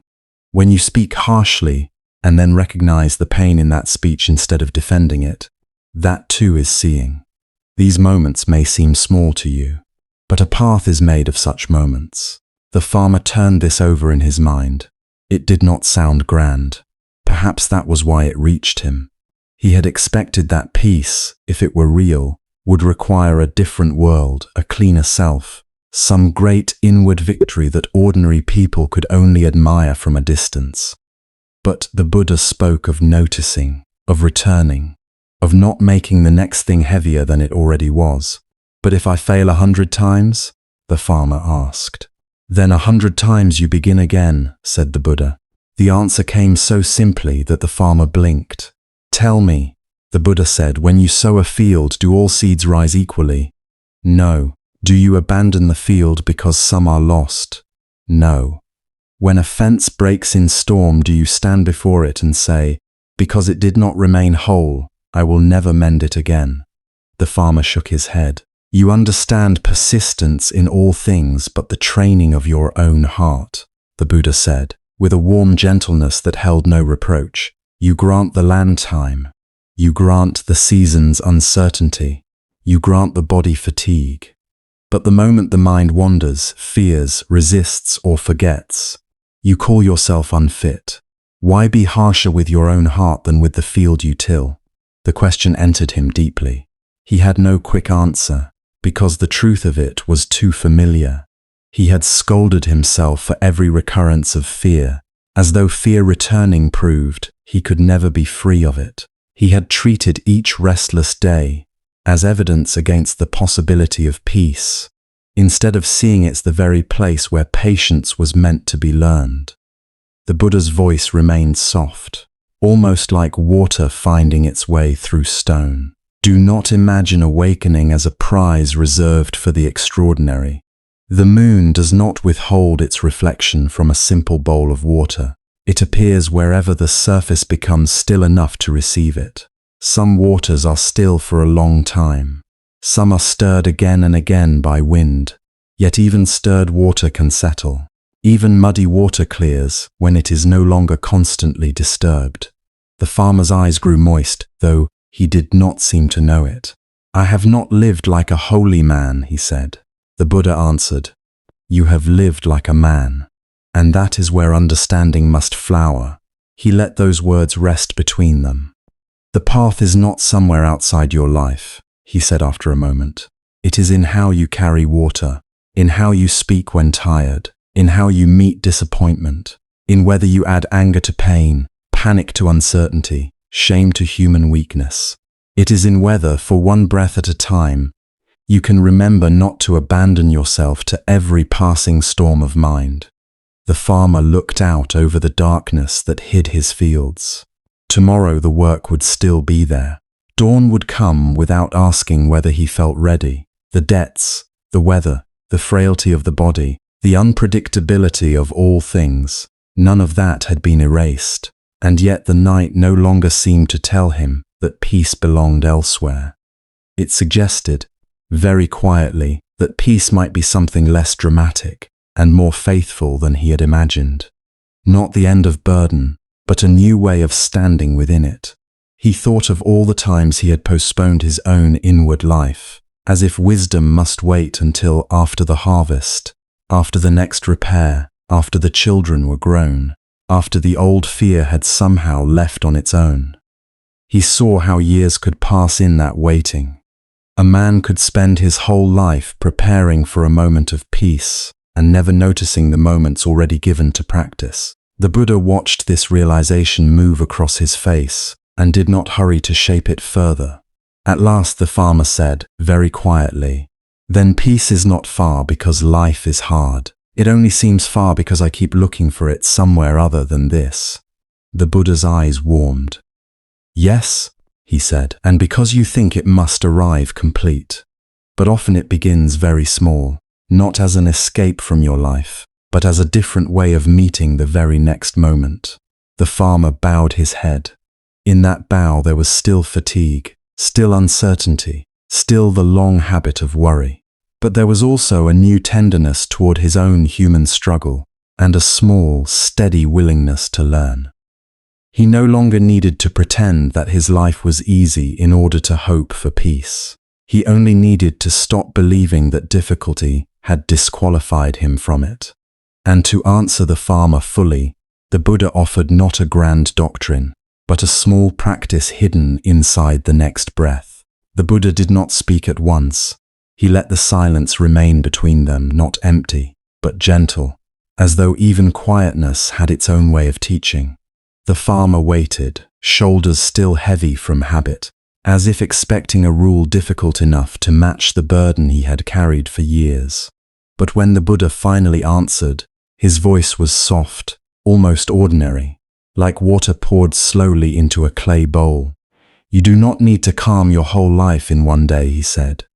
"You do not need to gather every scattered thought and force them into order. Begin more simply.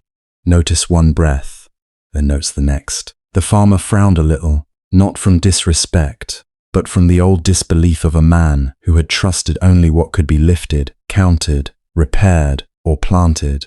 One breath seemed too small beside debt, weather, hunger, and fear. Too small beside the weariness that waited for him each morning, before the sun had even cleared the horizon. The Buddha saw this hesitation and did not dismiss it. "You have spent many years trying to carry tomorrow while standing inside today," he said. That is why your mind grows tired even when your body rests. So for now, do not ask the breath to solve your life. Ask only that it show you this moment as it is. The farmer listened. Breathe in, the Buddha said, and know that you are breathing in. Breathe out and know that you are breathing out. Nothing more is required at first. Such simple words might have sounded slight in another mouth. But here, in the calm of evening, they landed with a strange weightlessness, as if they did not ask the farmer to become a different man, only to stop abandoning himself for a little while. The farmer drew in a breath. It was uneven. He noticed that first. It came shallowly, catching high in his chest, as though even his breathing had learned caution. Then he let it go. The exhale left him with a quiet roughness, not graceful, not deep, but real. He took another breath after that, and this one too seemed imperfect. He looked up, almost apologetic. It is restless, he admitted. Yes, said the Buddha. Restlessness noticed is already different from restlessness ruling you. The farmer lowered his eyes again. Around them, the day was settling. Heat was leaving the earth little by little. The air held the faint scent of straw dust and distant water. Somewhere beyond the trees, an animal shifted in the brush. The world had not stopped for this lesson. Nothing had become sacred by becoming separate. It was still the same evening, the same tired body, the same unfinished life. And yet something had changed, because the farmer was no longer entirely inside his thoughts. A small part of him had come back to sit where he actually was. The Buddha said, "Do not be troubled that the mind wanders. It has wandered a long time. If you call it back with harshness, it will only grow more afraid. Call it back the way one leads a tired ox from the road, with patience. One breath, then another." The farmer obeyed, though not with certainty. He followed one inhale as far as he could feel it. He followed one exhale until it thinned and emptied. Then, for the briefest instant, there was a pause. Not something he created, not something he controlled. Just a small, still place after the breath had gone out and before the next had begun. He blinked, surprised. The Buddha noticed. "There," he said quietly. "Did you feel it?" "The stopping," the farmer whispered. "The resting," the Buddha replied. The farmer sat very still, as if afraid the moment would disappear if he moved too quickly. "It was only a heartbeat. A heartbeat is enough," said the Buddha. "A doorway need not be wide to be entered." The farmer let those words settle. Doorway, resting. He had not thought there could be rest inside breathing itself. Breath had always been invisible to him, no more meaningful than wind passing through reeds. Yet now, when he waited gently at the end of the exhale, he sensed that small open place again, a looseness. A place where nothing was demanded for one quiet instant. No field to mend, no child to invent, no memory permitsist. Only the next breath not yet arrived. His brow softened a little. The Buddha continued, "You think peace must be something added to your life, but often it is found in the moment when grasping has not yet begun again. That pause between breaths is very small.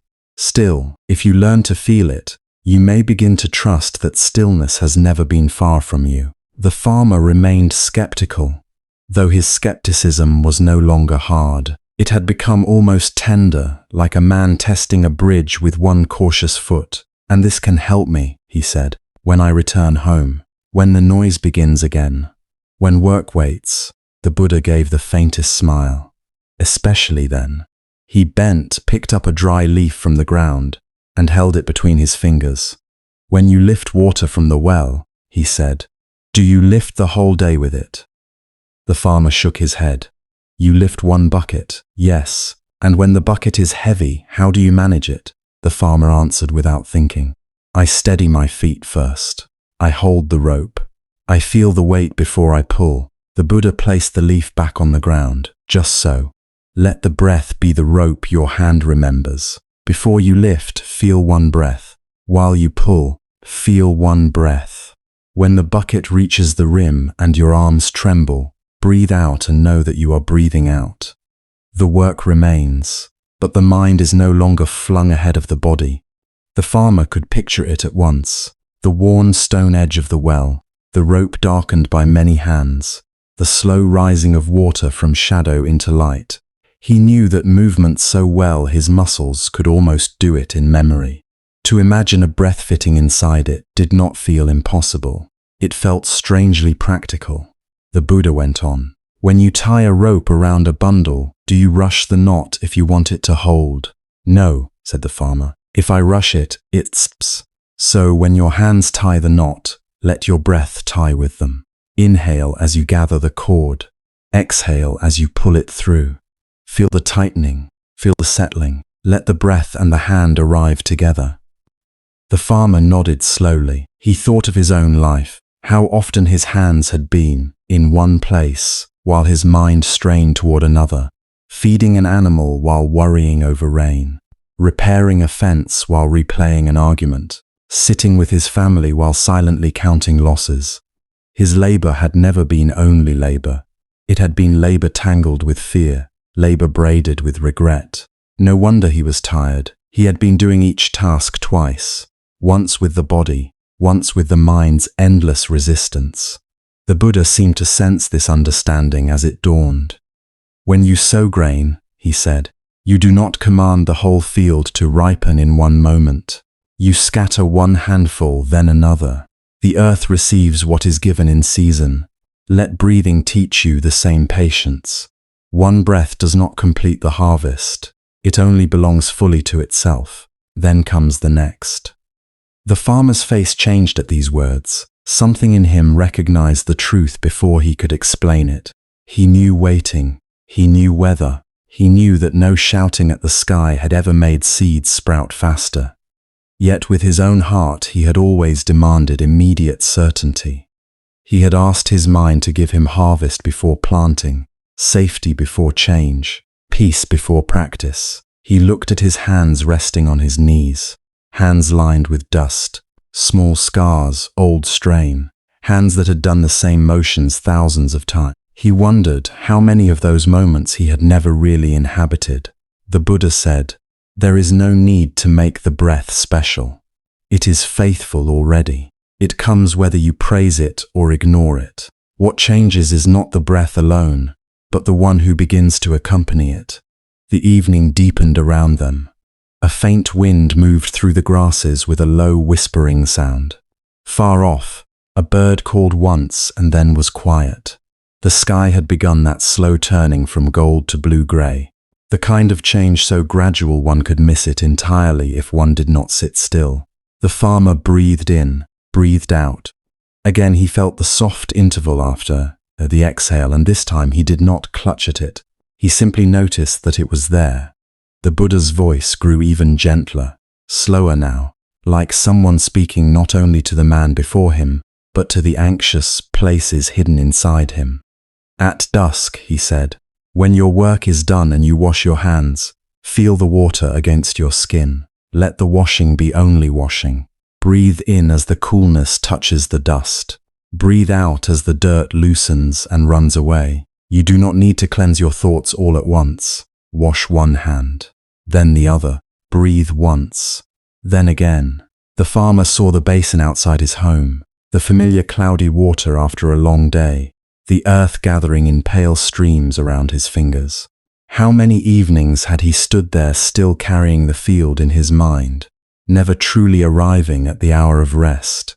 Even his washing had been hurried, as if he feared stillness would expose all he had not solved. But now the image felt different. Water over skin, a breath leaving, dust released, day released if only a little. He closed his eyes. The Buddha did not interrupt. For a few moments there was only breathing, not improved, not perfected, but attended to. The farmer noticed how the inhale entered on its own. He noticed how the exhale did not need to be forced. He noticed how often his mind leapt away, offering him old worries like tools he had forgotten to put down. Yet each time he returned, the return itself seemed to strengthen something quiet inside him. Not triumph, not certainty, just a little steadiness. After some time he opened his eyes and said, It seems too small to matter, and yet when I do it, something in me loosens." The Buddha inclined his head. "Small things matter because life is lived in them. A man may drown in a river, but he may also be restored by a single cup of water. Do not despise what is humble." The farmer gave a faint breath of laughter, the first that had left him without bitterness. Then he grew serious again. "And when my thoughts will not stop, when I breathe and still I am afraid, then let fear be there," said the Buddha. "You are not breathing to become a stone. You are breathing so that fear is not the only thing present. Let the breath sit beside it. Let awareness hold both. In this way, even a troubled mind can begin to rest." The farmer absorbed this slowly. He had imagined peace as the removal of all disturbance, a clean field with no weeds at all. But perhaps that had been another reason he had despaired. He had waited for a perfection no human life could offer. This was different. This asked less, and because it asked less, it somehow offered more. The Buddha said, "The breath will not always feel deep. Sometimes it will be tight, sometimes hurried, sometimes hidden beneath sorrow or anger. Still, if you notice it kindly, it becomes a companion. And the pause between one breath and the next will remind you that not every moment must be pushed." The farmer sat with that. Not every moment must be pushed. How many years had he pushed against rain, against drought, against memory, against age, against his own tired heart? Even in sleep he had pushed, grinding through dreams as though effort alone could save him.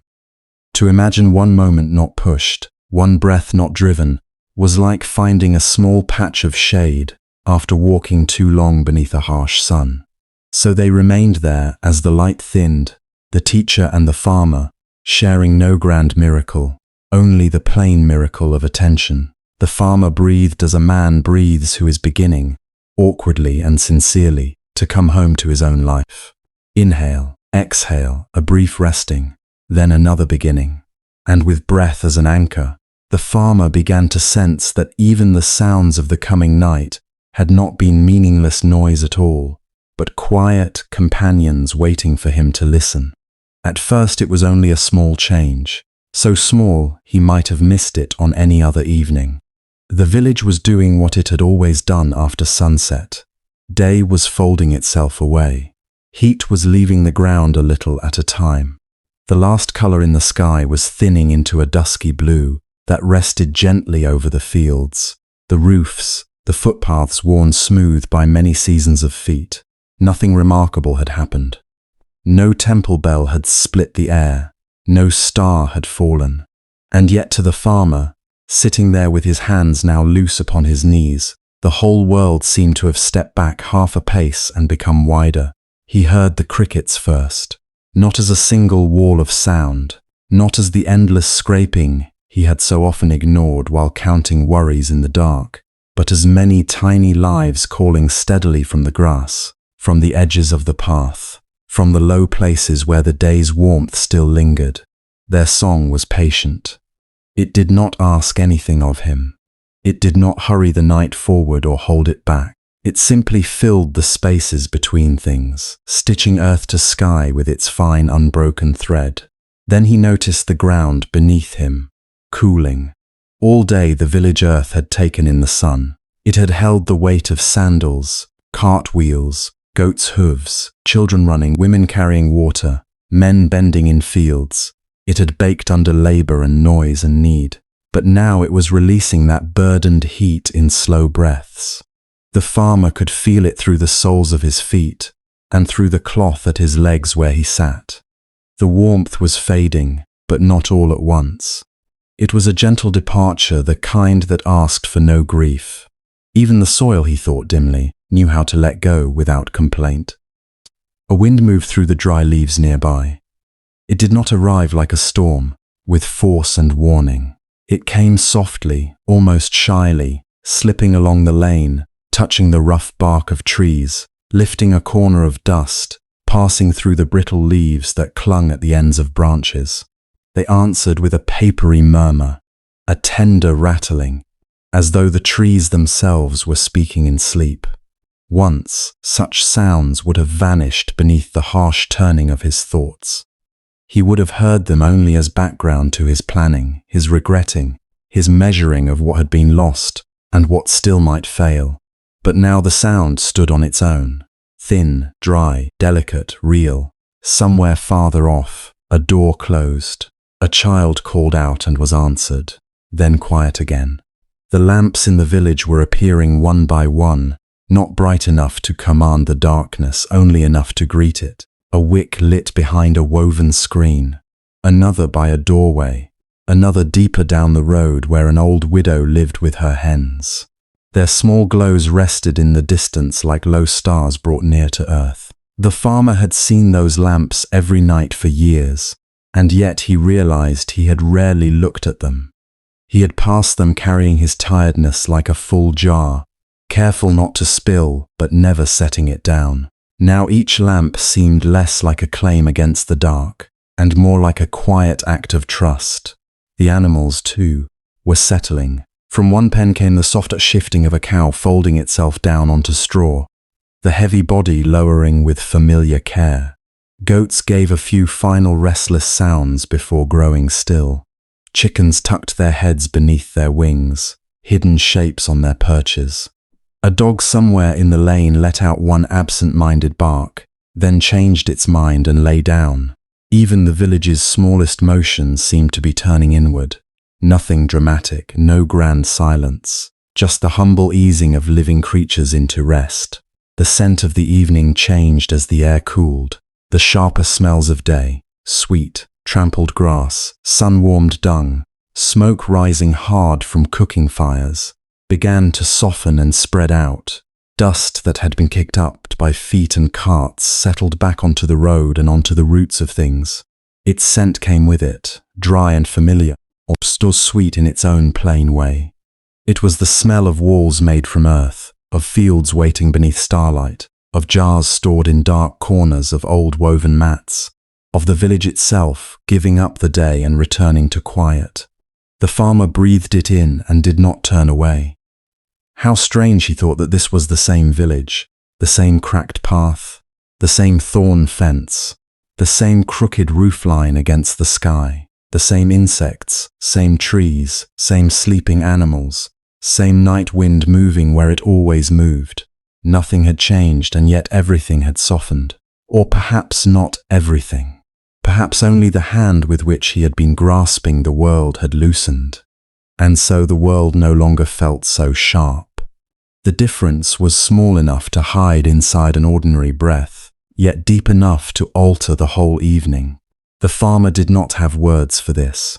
He only knew that the tightness with which he usually met such sound, each task, each memory, had thinned. The village was no less poor. The fields were no more certain. Morning would still come with its labor. But the hardness around those truths was giving way. He became aware of the space between sounds. Before, his life had seemed packed solid, as if every hour were crowded with demands and every silence only a place where fear could speak louder. Now he heard the cricket song, and after it a slight hush, the rustle of leaves, and after it another hush, the creak of wood from some nearby cart, and then stillness resting behind it. It was as though the night were showing him not only its voices, but also the room that held them. And in that room, his own thoughts no longer crashed into one another so fiercely. Worry still existed. It had not disappeared like mist before the sun. The debts were not paid. The dead did not return. His body was still a body shaped by work and ache. But the worries no longer stood shoulder to shoulder in his chest, shouting over one another. A little distance had opened, enough for breath, enough for the sound of crickets, enough for the touch of cool air at the side of his neck, enough, perhaps, for something kinder than struggle to enter. He looked toward his home, where in another hour his household would be asleep. He imagined the simple things waiting there, the rolled mat, the clay cup left by the wall, the tools stacked where they always were, the grain jar in the corner, the low murmur of his wife if she turned in her sleep, the quiet breathing of those he loved. These images came to him not as burdens to manage, but as parts of a life he had been too weary to fully see. They were humble things, worn things, imperfect things. Yet tonight they seemed held in a softness he had never granted them. Beside him, the Buddha remained silent. That silence was unlike the silence of a man withholding words. It was not heavy, it was not expectant, it did not make the farmer feel judged or tested. It was more like a clear pool that did not disturb itself. In its presence, the farmer found he did not need to fill every moment. He did not need to prove understanding. He did not need to ask the next question too soon. He could simply sit and let the night touch him. A moth drifted near one of the lamps and vanished again into shadow. Somewhere beyond the nearest houses, perhaps at the edge of the fields, a night bird let out a low call. The sound traveled across the dark open land and faded slowly, as if even it had no wish to break the stillness too sharply. Farther away still, a cart axle groaned once on the road. Late travelers making their careful way home. The village did not become empty at night. It became spacious. Things remained, but they no longer pressed against him. The farmer noticed his own body as part of that same world. His shoulders, so long raised as if they expected blows from weather, fate, or memory, had lowered. His jaw had unclenched without his ordering it to do so. His hands were no longer curled around absence. Breath entered him and left him with less resistance. He could feel the simple rising of his chest, the settling of it again. He had spent so many years treating his own body as a beast, to be driven that the gentleness of this awareness felt almost unfamiliar. Yet there was relief in it, plain and immediate. He wondered how many evenings had passed like this, while he was elsewhere in his mind. How many dusks had cooled the fields, while he argued with the past. How many village lamps had been lit while he rehearsed tomorrow's fears. How many breezes had touched his face, while he remained closed against them. The thought did not come as a fresh reason for sorrow. There was no use in grieving every missed sunset. Instead, what came was quieter, the sense that this evening, this one unadorned village night, was enough to begin from, enough to meet honestly, enough to show him that peace was not always hidden in distant mountains or future seasons, but could be found sitting beside a familiar road, while crickets stitched darkness around him. The dry leaves whispered again overhead. This time the sound reminded him of old worries themselves, brittle things that had once seemed permanent, now rustling as the wind moved through them. Not gone perhaps, not yet fallen entirely, but no longer fixed and immovable. The wind passed, the leaves settled, and the tree remained. He did not cling to the thought, but it rested in him. Dust continued to settle over the village, over roofs and steps and fences, over the day's marks in the road. It covered nothing in accusation. It simply returned all things to a gentler outline. In the dimness, sharp edges blurred. A broken basket by a wall looked almost whole. A pile of tools became a single dark shape. Even the furrows in the farmer's own hands were softened by the failing light. It seemed to him that night was not erasing the world, only asking it to loosen its definition for a while. And with that, something in his heart followed. The inner noise that had ruled him for so long did not vanish, but it lowered like a fire burning down to coals.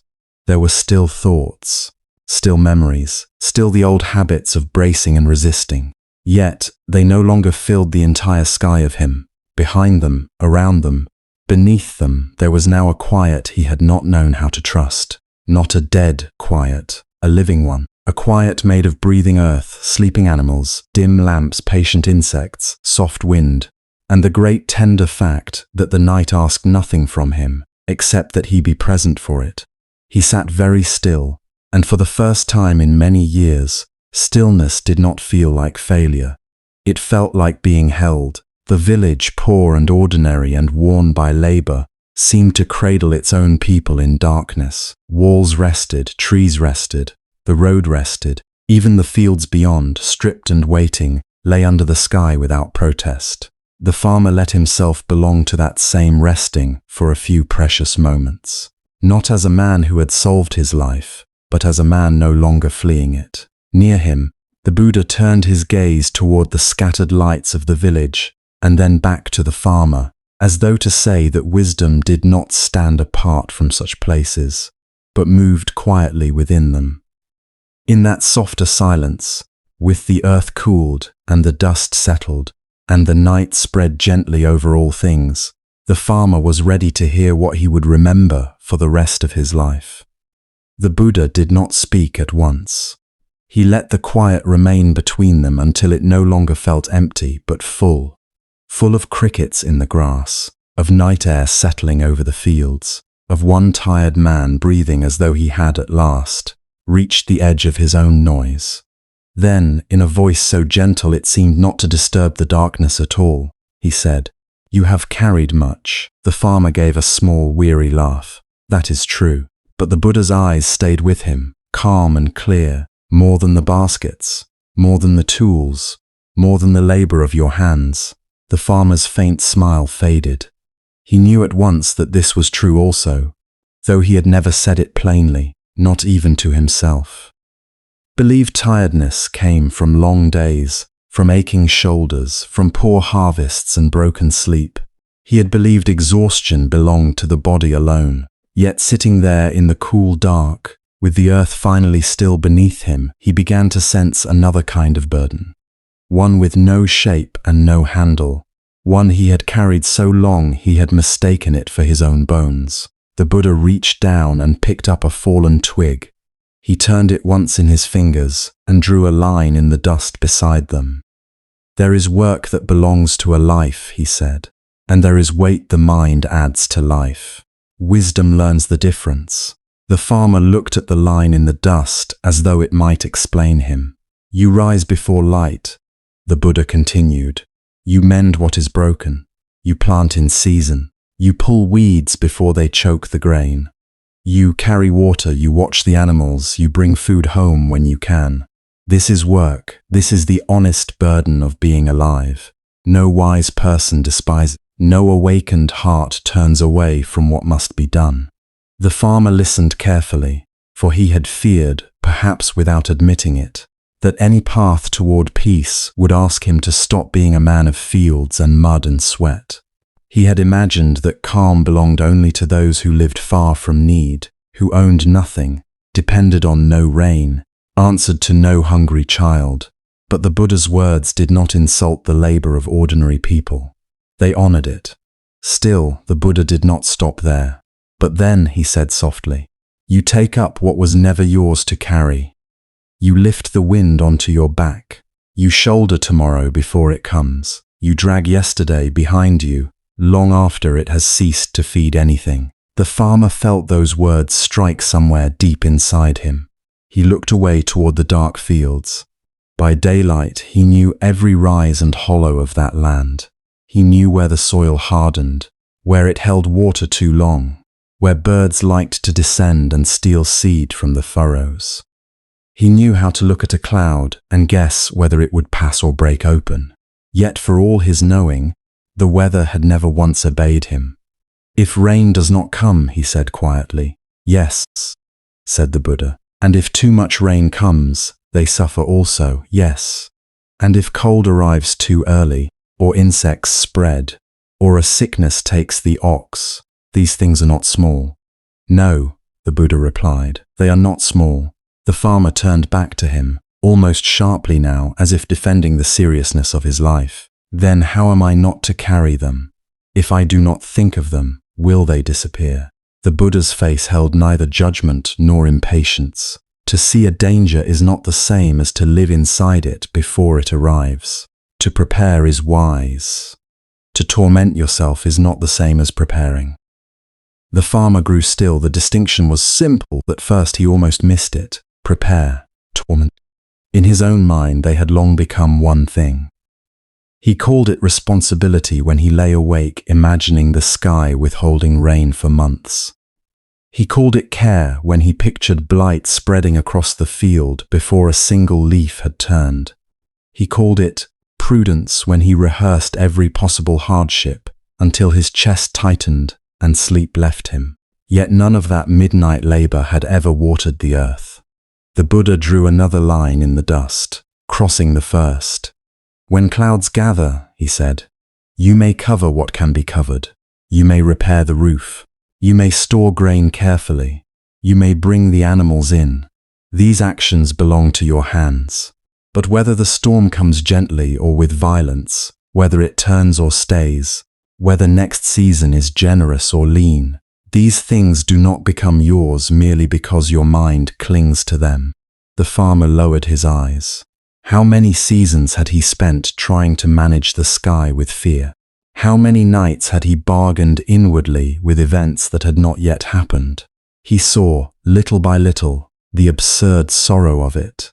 A man staring into darkness as if his worry were a rope that could pull the moon, summon rain, restrain frost, or persuade life to unfold according to his pleading. The Buddha let him see it without humiliation. The field asks for your work, he said. It does not ask for your self-punishment. Something in the farmer loosened then, not fully, but enough for breath to move more freely through him. After a while he said, it is not only the weather. The Buddha inclined his head. The farmer rubbed his hands together, rough palm against rough palm. People speak. In the village they always speak. If a crop fails, they say a man was careless. If his son is restless, they say he is weak. If his roof leaks, they say he has fallen behind.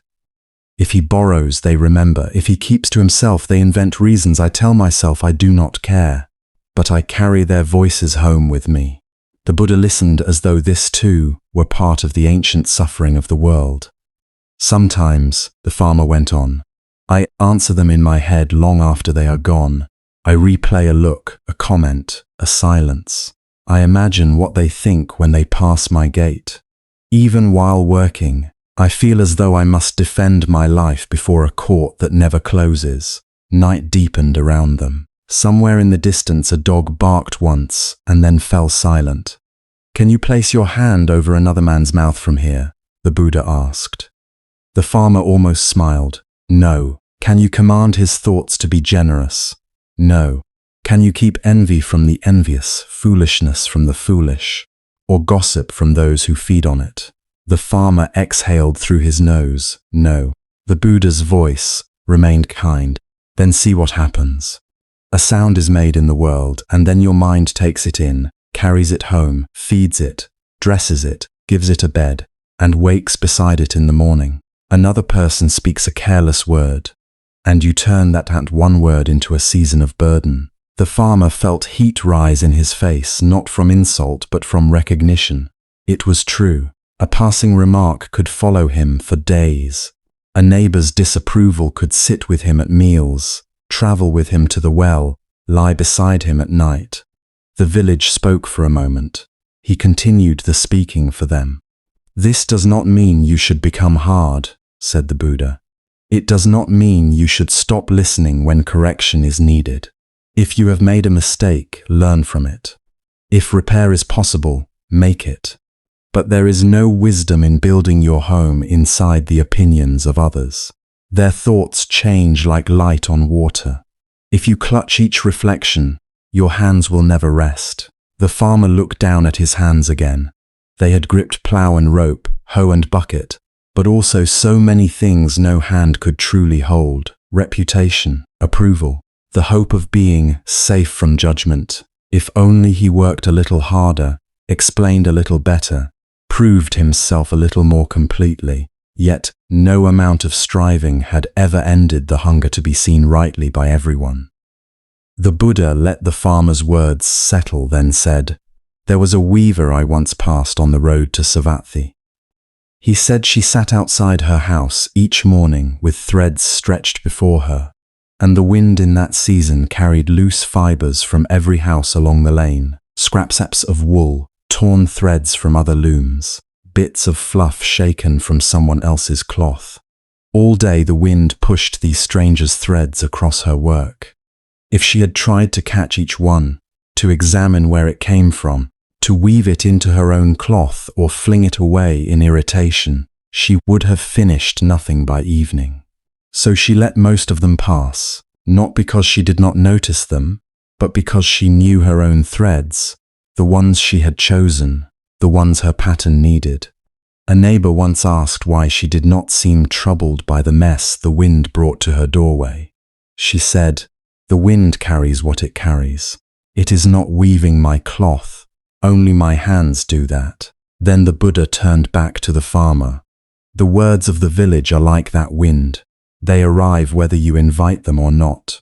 Some carry a little truth worth catching, a fair correction, a kindness plainly meant. Most are only loose fiber from someone else's loom, blown across your doorway, because the wind that day happened to move that way. If you try to weave every one of them into the cloth of your own life, you will finish nothing, and what you finish will be tangled with threads that were never yours to carry. The farmer thought of the voices he carried home each evening, a look, a murmur, a comparison he had not asked for, and understood, for the first time, that he had been weaving his own days from threads that had blown in from someone else's yard. His voice, when he spoke, was quieter than before. And what of what has already happened? The Buddha did not answer immediately, perhaps because this question lived closest to the center. The farmer swallowed. There are years I return to again and again, a season I planted too late, money I should not have lent, angry words I spoke to my wife when fear had made me cruel. A day my father asked for help and I was too proud to hear the weariness in his voice. He died before I could speak differently to him.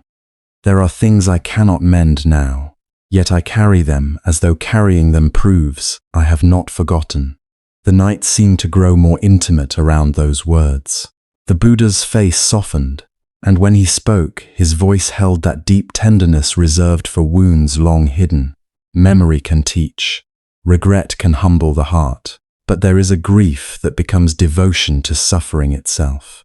A person begins by remembering pain, and then returns to it so often that he mistakes the returning for faithfulness. The farmer's throat tightened. He had never thought of it that way. He had assumed that to stop hurting over old failures would mean becoming careless, or selfish, or disloyal to those he had wounded. So he revisited them. Not once, but hundreds of times. He replayed scenes no one else could see. He sharpened old words. He stood again in moments that could no longer be changed and asked them, endlessly, to produce a different ending. If a jar breaks, the Buddha said, and you learn to carry the next one more carefully, the lesson has been received. But if each morning you gather the old shards to cut your hands again, what wisdom is there in that? The farmer closed his eyes. Something deep in him trembled, not because the teaching was severe, but because it was merciful, in a way he had not known how to be toward himself. He had lived as though punishment were a form of sincerity, as though if he kept old pain alive, he might somehow balance the scales of what had been done. But no child was fed by his self-blame. No dead father was comforted by it. No harsh word was unsaid through repetition. What should I do with such memories then? He asked. Bow to what they came to teach, said the Buddha. Repair what can still be repaired. Speak truth where truth is needed. Ask forgiveness if the door is open. Offer gentleness where once you offered harm. And where no action remains possible, carry the lesson forward instead of the wound. Carry the lesson forward instead of the wound. The words entered the farmer slowly, like rain entering ground hardened by many summers. He saw that there were sorrows that asked for honesty, and sorrows that had become habits. There were responsibilities that could still be lived, and punishments he had secretly sentenced himself to long ago. He had confused the two until he no longer knew where duty ended and needless suffering began. The Buddha was silent for a time, and then said, There is one burden more. It is the burden of futures that do not exist. A tired laugh escaped the farmer before he could stop it. Then I am rich in that burden. The Buddha smiled. The farmer shook his head. Sometimes I see 10 disasters before sunrise. My daughter falls ill. The well dries up. Thieves come. War reaches the roads. I become too weak to work. My sons leave. The roof gives way in winter. One fear leads to another and another, until my life feels ruined by events that have not happened. And while you are living in those imagined ruins, the Buddha asked gently, where is the night that is actually here? The farmer looked up. The question was so plain it pierced him. Where was the night that was actually here, around him? In the cool breeze touching his skin, in the smell of earth after heat, in the nearness of a village gone quiet, in the fact that, for this 1 hour at least, no thief had come, no war had broken over the road, no roof had fallen, no child was crying from fever, yet how rarely he had truly inhabited the life before him. His body remained in one place, while his mind wandered through 100 invented griefs. To consider the future wisely is good, said the Buddha. You save seed. You mend walls before the rains. You teach your children what they must know. This is care, but when the mind rehearses sorrow without end, it is not protecting life. It is abandoning life in advance. Abandoning life in advance. The farmer felt the truth of that settle heavily and softly at once. He had thought worry proved love. If he feared enough, perhaps nothing would catch him unready. If he imagined every pain, perhaps real pain would hurt, leh when it came. But fear had not made him safer. It had only stolen from him the small peace available in ordinary hours. He looked out toward the sleeping fields once more, and understood, perhaps for the first time, the full shape of his weariness. It had not come only from lifting, digging, bending, hauling, repairing. It had not come only from sun on his back and years in his joints. It had also come from trying, in the secret chambers of his mind, to hold together weather, reputation, memory, and tomorrow. He had been attempting to carry sky, village, past and future all at once. No wonder he was tired. The recognition moved through him like sorrow, but also like relief. There was grief in seeing how long he had lived this way. There was tenderness too, because now he could no longer accuse himself simply of weakness. He saw a man who had mistaken clutching for caring, strain for strength, inner punishment for responsibility. He saw a man doing his best with the understanding he had, and that sight alone made him gentler. The Buddha watched him with the patience one gives to a seed breaking open underground. Wisdom does not tell you to abandon your field, he said. It does not tell you to neglect your family, ignore the season, or pretend pain is pleasant. It asks something simpler and more difficult. Do what is yours to do, and do not claim as yours what belongs to the changing world. The farmer let those words rest inside him. Do what is yours to do. There was dignity in that. There was clarity, wake and work. Speak kindly when possible. Repair what can be repaired. Accept sun when it comes. Listen when correction is true. Let false judgment pass where it can. Learn from the past. Do not sleep inside it. Not move into it for tomorrow. Do not move into it before dawn. A life could be lived that way. Not protected from loss, but lighter, truer, less divided against itself. The farmer opened his hands on his knees. He had not realized until then that they were clenched. The Buddha glanced at them, and a small smile touched his mouth. You see? The farmer nodded, though his eyes had grown wet. A little is enough for tonight, said the Buddha. The farmer drew in a long breath and let it go slowly. The village had not changed. His debts had not vanished. The next season remained uncertain. Old mistakes had not been erased by moonlight and wise words, and yet something real had shifted. The load was not gone, but it had become visible. He could now tell that some of it belonged to the road, and some of it he had been piling onto his own back in the dark. For the first time in many years, he sensed that peace might not require a different life. It might require a different way of holding this one. That thought did not arrive like triumph. It arrived quietly, almost shyly, as if afraid to disturb him. But once it appeared, another question rose behind it. just as quiet and just as profound. If so much of his suffering had come from what he never needed to keep carrying, then who, beneath all that strain, had he been all along? And who might he become if he finally learned to set some of it down? He did not leave that night as a different man in the eyes of the world. If anyone had seen him on the path back to his village, they would have noticed the same worn clothes, the same shoulders shaped by seasons of labor, the same hands roughened by rope, soil, and weather. Nothing outward announced a great turning. The road was still the road. The dust still clung to his feet. Morning would still ask of him what morning had always asked, and yet within that familiar body, something had begun to loosen. As he walked, he imagined the home waiting for him, not as a grand place of refuge, not as a dream untouched by hardship, but simply as it was, a low roof catching the first light, a doorway marked by years of use, bowls, tools, blankets, chores unfinished, the ordinary world to which he belonged.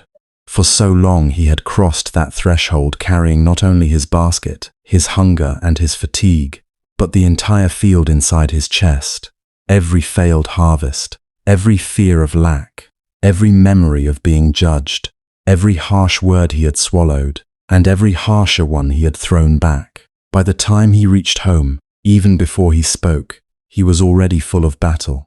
Perhaps that was why the smallest sound could provoke him. A child asking an innocent question, a pot left in the wrong place, a wife too tired to greet him with warmth, the delay of a meal, the cry of an animal, the simple untidiness of living among other weary human beings.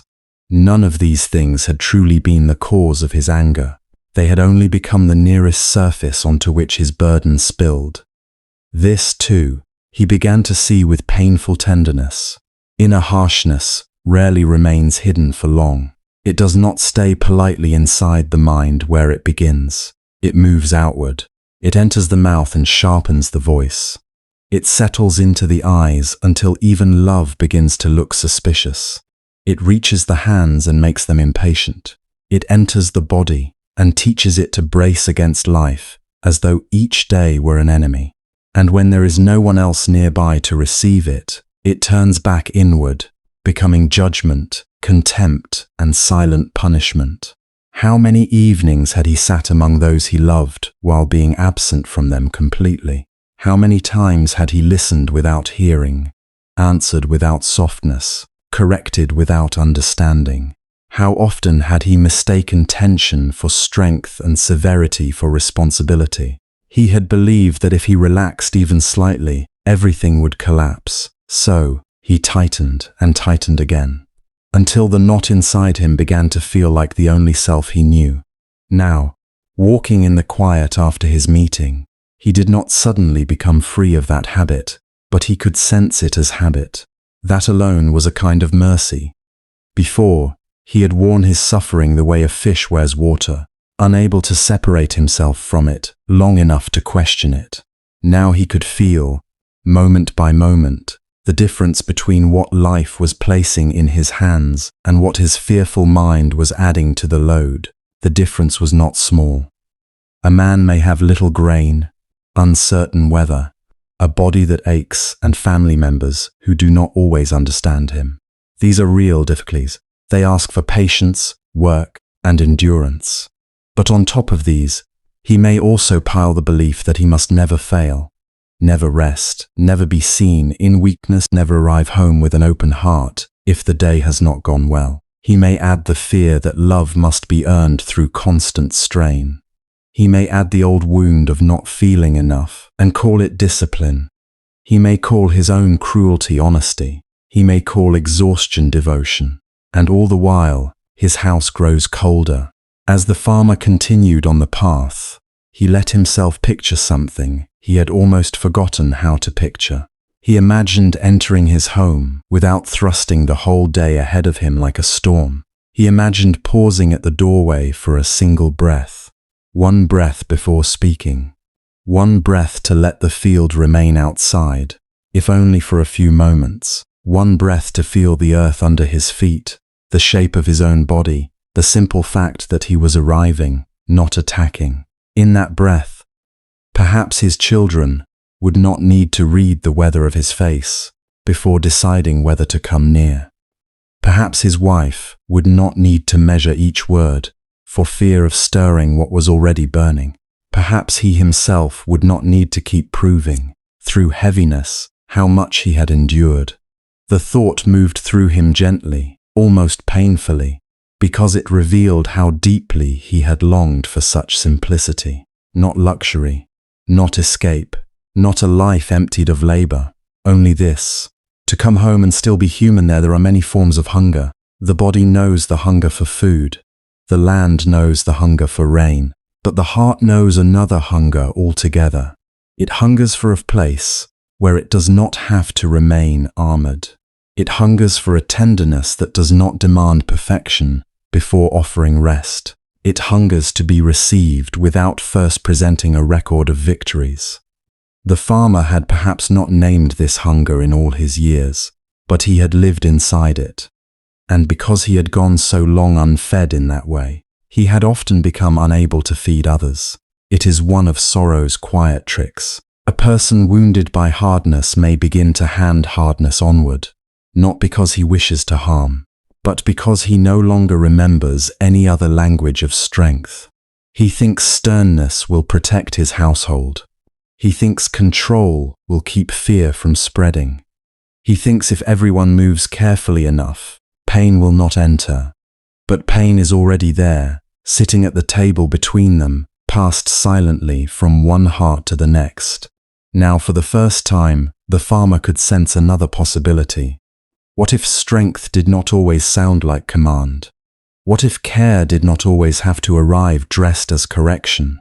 What if a man could return from a difficult day and offer quiet instead of tension, attention instead of complaint, presence instead of the heavy echo of all he could not control? These were not grand revelations suited for temples or courts.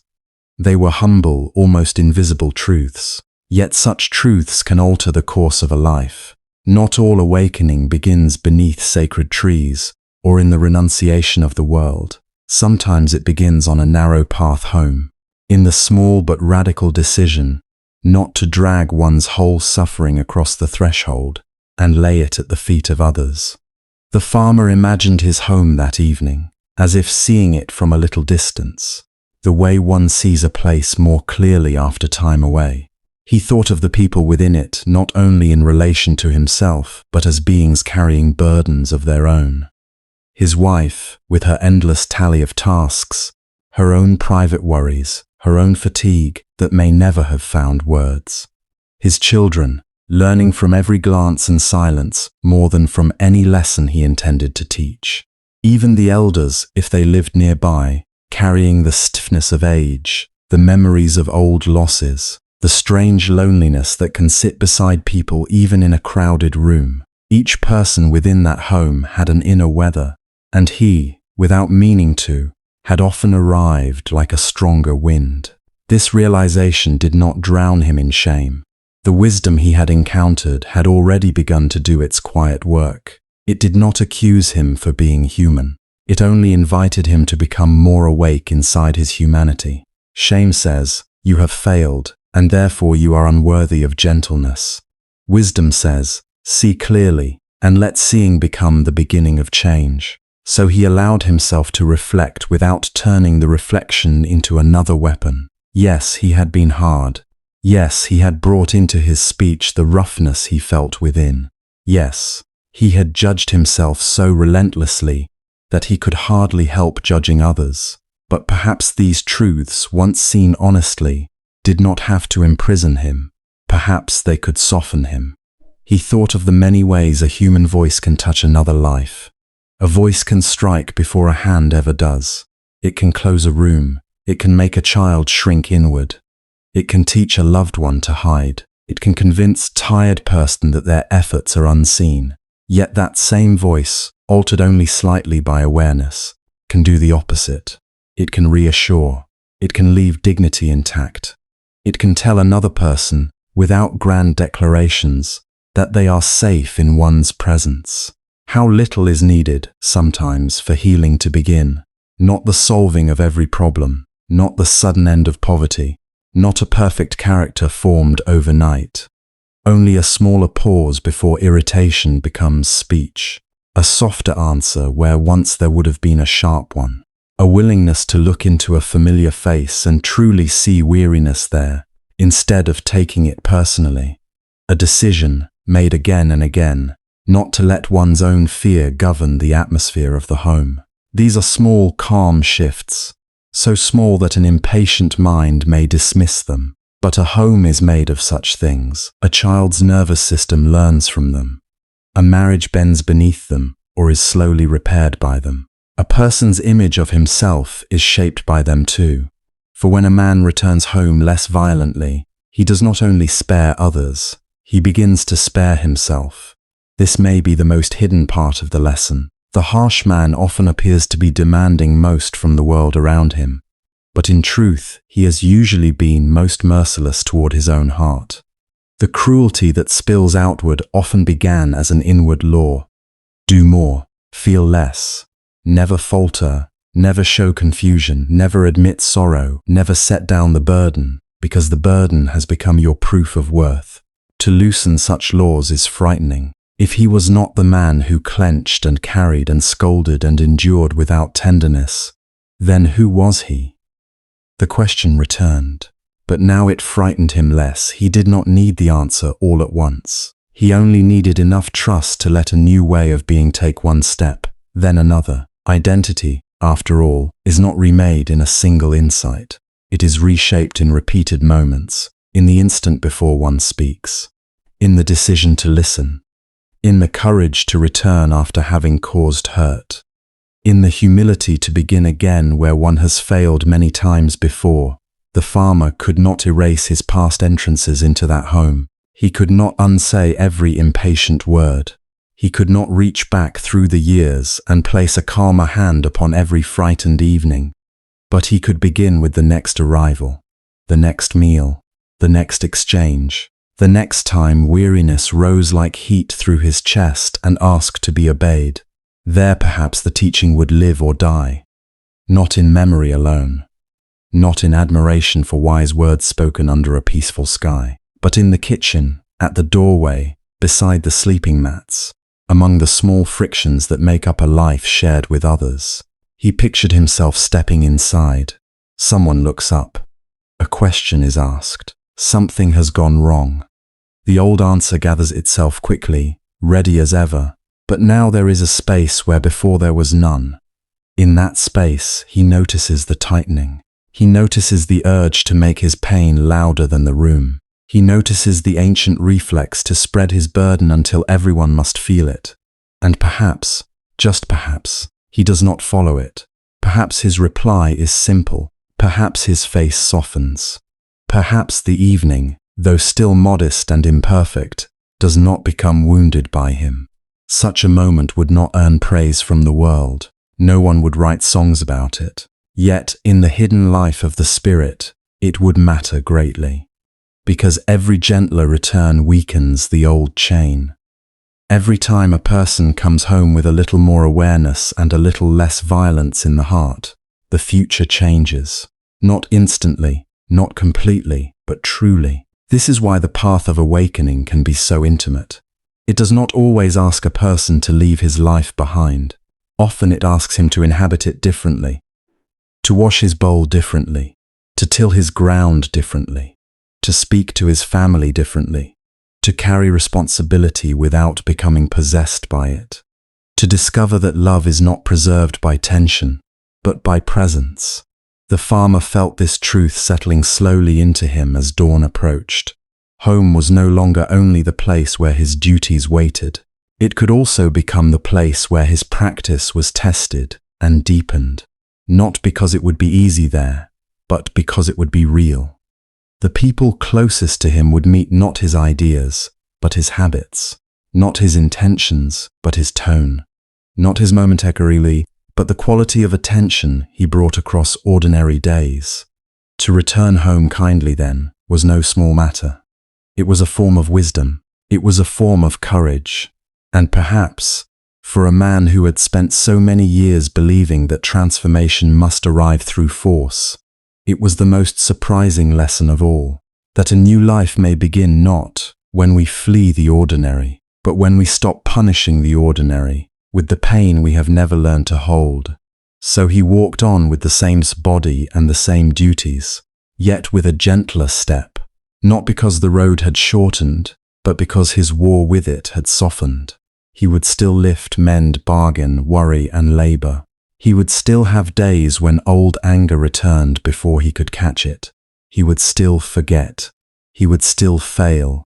But now another movement had begun within him, one that turned not away from life, but toward it with less bitterness. And that, too, was a kind of homecoming. But wisdom deepens not only in one peaceful night. It must be tested by the return of difficulty. The next morning did not arrive as a miracle. It came the way mornings often came in the farmer's life, without asking what had been understood in the dark. Before the sun had fully lifted itself over the fields, there was already the chill in the air that made his joints feel older than they were. There was the rough smell of earth waiting to be turned, the sound of an animal calling from its pen, the memory of things left unfinished the day before. There were tools to gather, boundaries to check, water to carry, grain to measure, repairs to make. There were numbers in his mind that still did not add up. There were seasons that could not be trusted. There was a body that had rested, yes, but not enough to become free of weariness. Nothing in the world had agreed to become easy, simply because his heart had quieted for a few hours.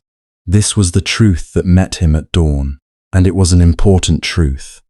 A lesser lesson would have told him that peace, once touched, would remain like a lamp forever lit, untouched by wind. A lesser lesson would have promised that understanding would remove struggle, that one deep breath of wisdom would clear the roads ahead and soften every blow. But life was not shaped in that way. The field did not stop demanding labor because a man had glimpsed stillness. The market did not become fair. The weather did not become obedient. Hunger did not retire. Loss did not sign an agreement to stay away. The farmer rose and stepped back into the plain, unfinished business of being alive, and almost at once the old companions returned. A fence post had loosened in the night. One sack of grain had spoiled more quickly than he expected. A neighbor arrived carrying his own anxiety and left some of it behind in the conversation. A cartwheel made a noise that meant future trouble. Clouds gathered in a way that might mean rain or might mean nothing, and somehow the uncertainty itself felt like a burden.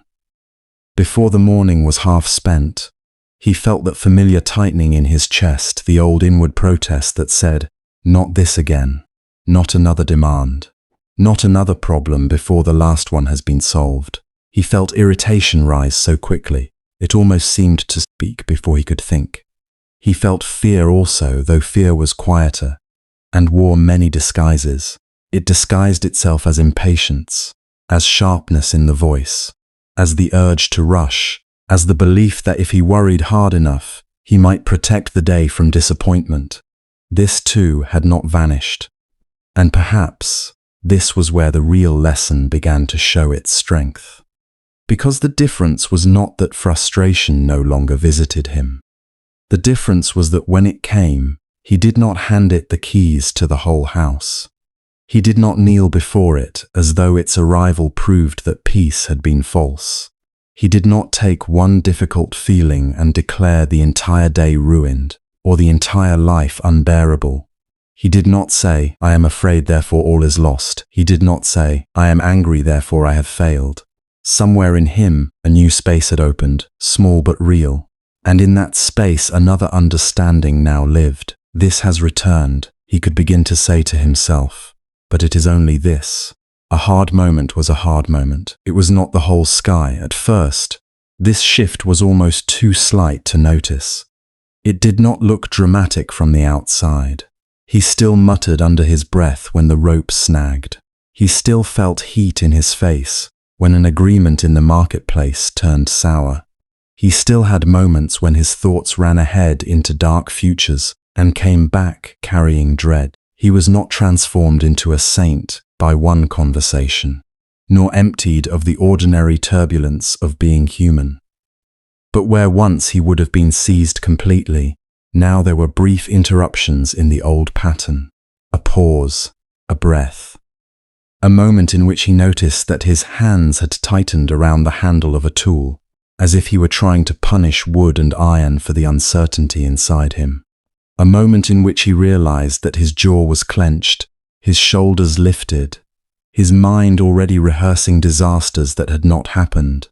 A moment in which he saw, with a little sadness and a little tenderness, that the suffering in front of him and the suffering he was manufacturing were not the same thing. The fence still needed mending. The grain was still spoiled. The wheel still needed care. But the storm he added in his own body, the one built out of resistance, fear, and furious argument with reality, that part was not always necessary. So he began, awkwardly at first, to practice returning. When trouble came, he would stop for the smallest space of time, sometimes no more than one breath. He would let his feet feel the ground. He would notice the pull in his chest, the quickening of his thoughts, the hot impulse to rush into complaint or despair. He would not always do this gracefully. Sometimes he remembered only after he had already spoken too harshly or moved too fast. Sometimes he remembered in the middle of anger, when the words were already climbing into his throat. Sometimes he remembered only afterward when regret had settled in. Still, even then, he could return. This became its own quiet discovery, that one does not need to begin from perfection in order to begin again.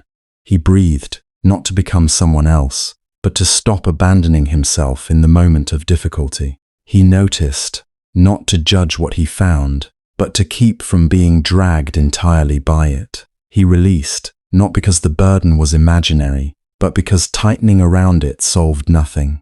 And then he returned to the next thing that could actually be done. Tie the post, sort the grain, check the wheel, speak more plainly, walk to the neighbor's house if help was needed. Wait until the mind settled before making tomorrow more frightening than it already was. There was practicality in this that he had not understood before. For years he had mistaken agitation for effort.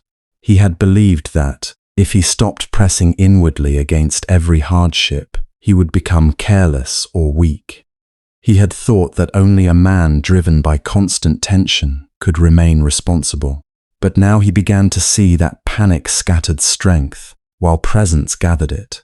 A mind consumed by outrage could not see clearly. A heart drowning in dread could not choose well. To pause was not to surrender the day. To breathe was not to neglect duty. It was to stop wasting precious energy fighting what had already arrived. In this way, the lesson proved itself not in silence alone, but in use. He felt it when a calf fell ill, and his first surge of fear no longer turned at once into frantic blame. He felt it when prices shifted, and he had to decide what could be endured and what must be changed. He felt it when rain failed to come, and every dry crack in the field seemed to echo his own worry. The pain of these things was real. The stakes were real. Nothing about acceptance made the earth more generous. But a steadier mind allowed him to meet the day without collapsing into it. That did not mean he was always calm. Some mornings the old heaviness woke before he did. Some afternoons he found himself short-tempered for reasons he could not name. Some evenings fear gathered around him in such a convincing voice that it seemed to tell the truth. There were times he snapped at those he loved. Times he carried resentment for hours before recognizing its taste. Times he lay awake imagining failures that had not yet happened, and perhaps never would. Yet even here, another difference had appeared. Before, such moments would have become evidence against his whole life. One bad hour could infect the entire week. One flash of anger could be taken as proof that he was doomed to remain bitter.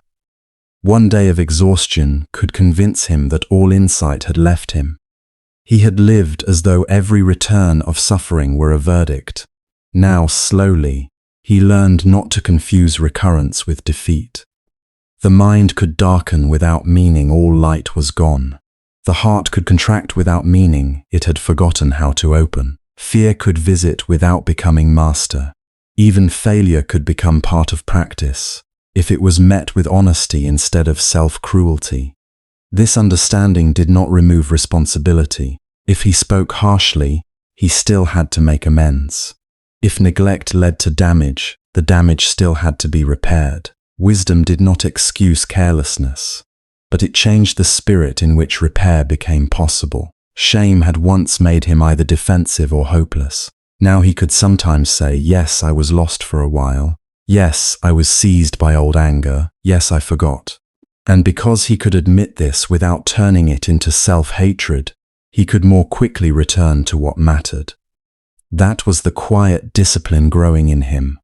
Not a life free from disturbance, but a life less ruled by disturbance. The distinction mattered.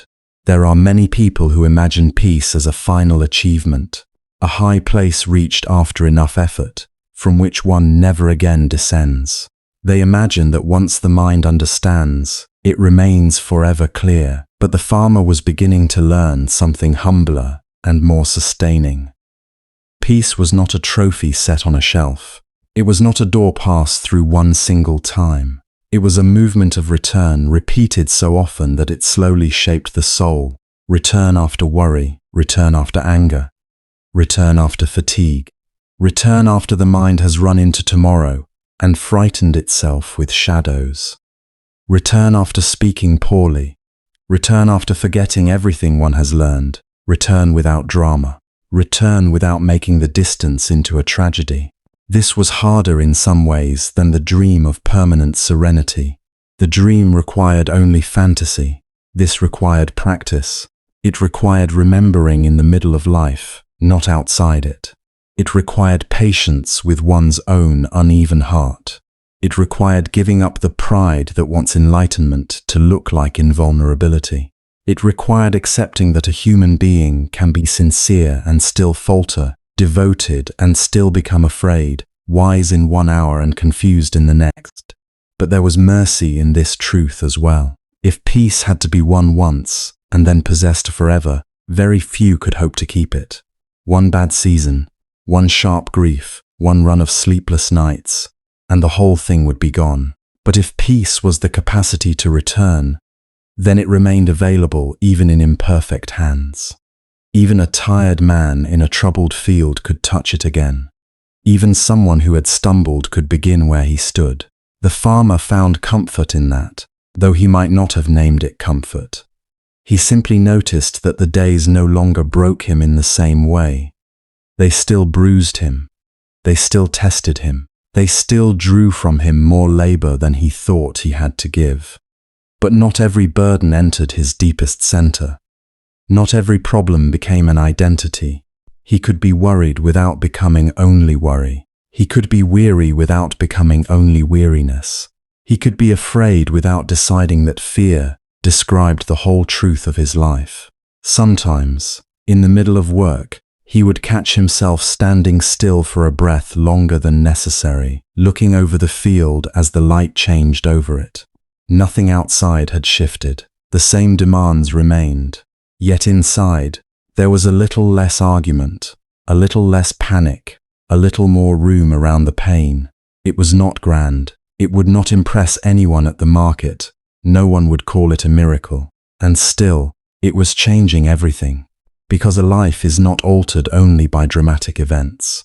Sometimes it is altered by the way a hand reaches for the day's troubles, by whether the mind adds 10 imagined griefs to the one grief already present, by whether a man believes his passing despair is the final truth, or only weather moving through a larger sky. So morning troubles came again, as morning troubles always do. They came with mud, with debt, with sore muscles, with uncertain clouds, with misunderstandings, with the old ache of wanting life to promise what it never had. They came faithfully, and they would come again tomorrow, and many tomorrows after that. But now, when they arrived, they did not always find the same man waiting. They found someone still vulnerable, still human, still capable of being shaken. But they also found someone learning how not to kneel before every shaking. Someone learning that suffering can knock at the door without being invited to rule the house. Someone learning that the first wound and the second wound are not the same. The pain of life, and the pain added by clinging, resisting, condemning, and fearing the pain itself. And because of that, an ordinary morning became a place of practice. The yard, the field, the cart path, the marketplace. These were no longer merely scenes of endless struggle.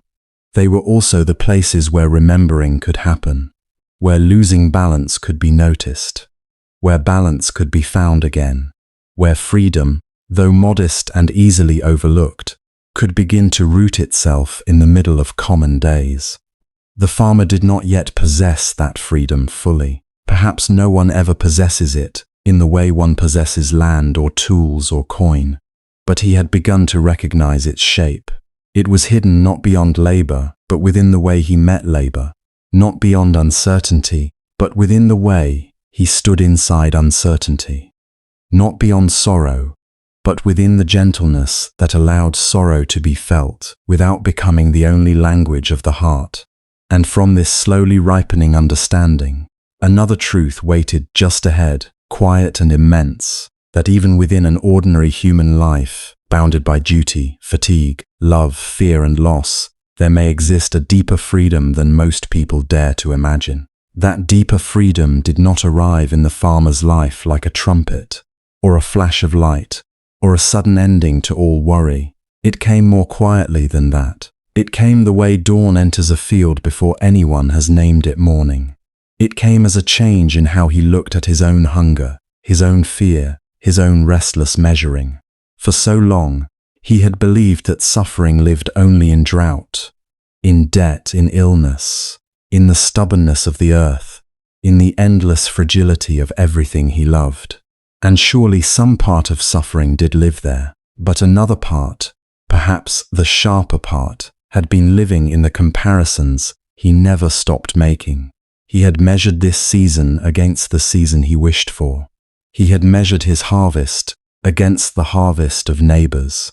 He had measured his body against the strength he once had, or imagined he should still have. He had measured his children's future against the future he could not guarantee. He had measured each day not by what it held, but by what it lacked. And because of this, even blessings had often arrived already diminished. A meal was not simply food. It was less than what might be needed tomorrow. A good rain was not simply grace. It was still too late, or too little, or too uncertain. A moment of laughter was not simply joy. It was interrupted by the thought of how quickly joy disappears. In this way, the farmer had not only been carrying his life, he had been carrying 100 imagined lives beside it. The life in which the weather was kinder, the life in which his body never weakened, the life in which no mistake had cost him anything, the life in which other men admired him, envied him, deferred to him, the life in which his children were safe from every sorrow, the life in which tomorrow finally obeyed him. Against these shadows, his real life could only seem poor, no matter how much goodness still flickered within it. This is one of the tender tragedies of the human heart. It does not suffer only from pain. It suffers from comparison with what is not here. It suffers from arguing with the shape of the day. It suffers from kneeling before imagined conditions and declaring, "Only when this changes may I rest. Only when that is secured may I be at peace. Only when I become someone else may this life be enough." The Buddha's lesson did not ask the farmer to stop caring for his field or to abandon effort or to pretend that loss was easy. It did not teach indifference. It taught intimacy, a closer way of meeting what was already present, a way of seeing that craving often wears ordinary faces. It does not always shout. Sometimes it speaks in the most familiar tones. Just a little more, it says. Just one more good season. Just one more proof that you are safe. just one more sign that your life is worthwhile. Then perhaps you may unclench. Then perhaps you may breathe. But the bargain never ends. The heart that learns to depend on just a little more is never really given rest, because more is a horizon, not a home. It keeps moving away, and a life spent chasing it becomes a life lived at a distance from itself. The farmer begins, slowly, to understand this. He saw how often his exhaustion was not only from labor, but from resistance.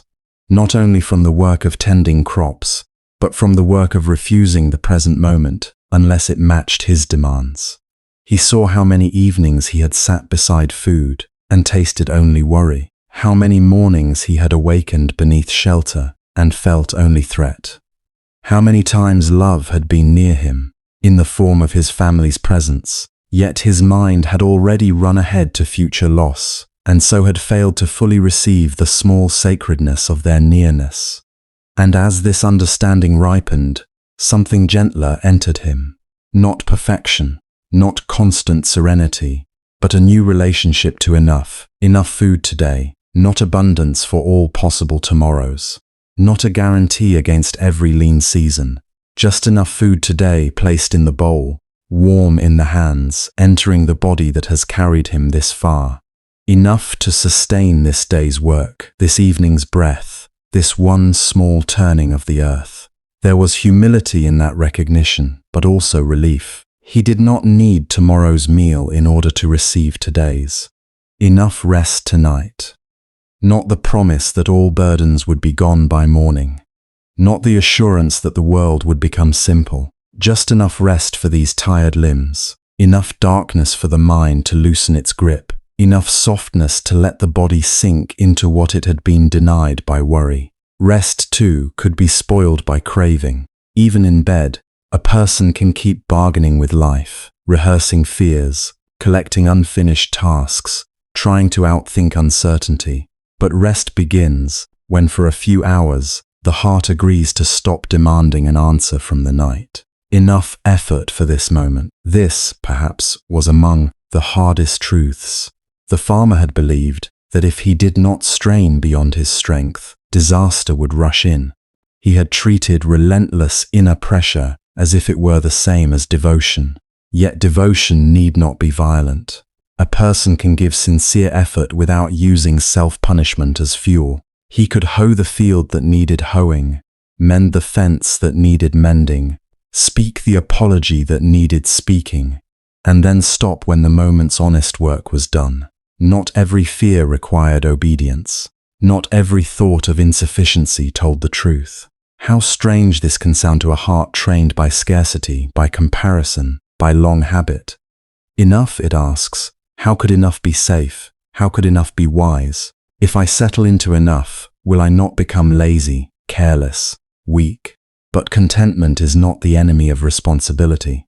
It is the ground from which responsibility becomes humane. Without contentment, work becomes desperation. Without contentment, love becomes possession. Without contentment, planning becomes control, and care becomes fear wearing respectable clothing. To know enough is not to shrink from life. It is to finally enter it. For many people, the secret assumption is that tension proves seriousness. If we are worried, then we are trying. If we are restless, then we are ambitious. If we are constantly dissatisfied, then we are still moving towards something worthy. Yet this assumption makes prisoners of us. It turns peace into a reward that must be earned after all striving is complete, which means peace is forever delayed, because striving is never complete. There will always be another standard, another person to compare with, another mistake to regret, another image of who we should have been. The farmer had lived inside that prison for years without naming it. Perhaps you have too. Perhaps in some hidden chamber of your own heart, there is a ledger always being updated. The life you have versus the life you expected. Your body as it is versus your body as it once was, or as you wish it might become. Your home versus someone else's home. Your path versus the path of those who seem to move more quickly, more gracefully, more successfully through the world. You may not speak these comparisons aloud. You may not even fully notice them, yet they whisper beneath daily life, draining the sweetness from ordinary hours. A cup of tea becomes not enough because someone else has more comfort. A quiet evening becomes not enough because your mind insists you should be farther along. A faithful effort becomes not enough because it did not produce immediate praise. Your own heart becomes not enough because it still trembles, still doubts, still aches. And so peace is postponed. It is postponed until the body is different, until the bank account changes, until the wound heals completely, until the relationship becomes secure, until the future reveals itself, until the world finally stops being uncertain. But this postponement is one of the oldest sorrows. It asks life to become something life has never been before we agree to inhabit it with tenderness. The Buddha's quiet lesson opens another door. It asks, what if peace is not waiting at the far edge of improvement? What if it begins, very modestly, in ceasing to reject the portion already here? What if enough is not a final amount, but a way of relating, a way of saying, in this breath, with this body, under these imperfect conditions, this too belongs to my life, and I will meet it without making war on its incompleteness. This does not mean passivity. The farmer would still wake before sunrise. The field would still demand sweat. Rain would still come or fail to come according to causes beyond his command. Children would still grow in directions he could not predict. Age would still write itself across his muscles and bones.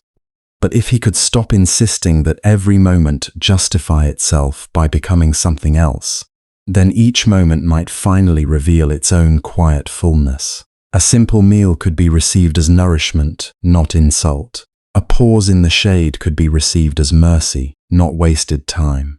A day with no disaster could be received as grace, not merely the anxious space between disasters. Even grief, when it came, could be received as love's cost, not proof that life had betrayed him. To inhabit a life in this way is no small thing. It is not resignation. It is courage of a very deep and gentle kind. Because to say, enough in a world built on comparison can feel almost rebellious. The world often tells us that dissatisfaction is necessary, that we must sharpen ourselves against constant lack, that we must become endlessly more in order to deserve our place. But the heart does not bloom under endless accusation. It blooms under presence, under honest labor, under sufficient rest, under the strange, almost forgotten permission to belong to one's own days without apology. The farmer's awakening was not that his life had secretly been easy. It was that he had made it harder by refusing to let small sufficiencies count. He had passed by 1,000 modest mercies because they were not complete victories. He had treated ordinary peace as if it were too small to trust. Yet most human life is built exactly there, in modest mercies, in bread, in shade, in a hand on the shoulder, in a night of sleep, in one task completed, in one sorrow shared, in one moment when the mind loosens and the heart says, for now, this is enough. And perhaps this is where the story reaches most tenderly toward the listener. Not in asking you to renounce your life, but in asking what imagined measure has been stealing it from you.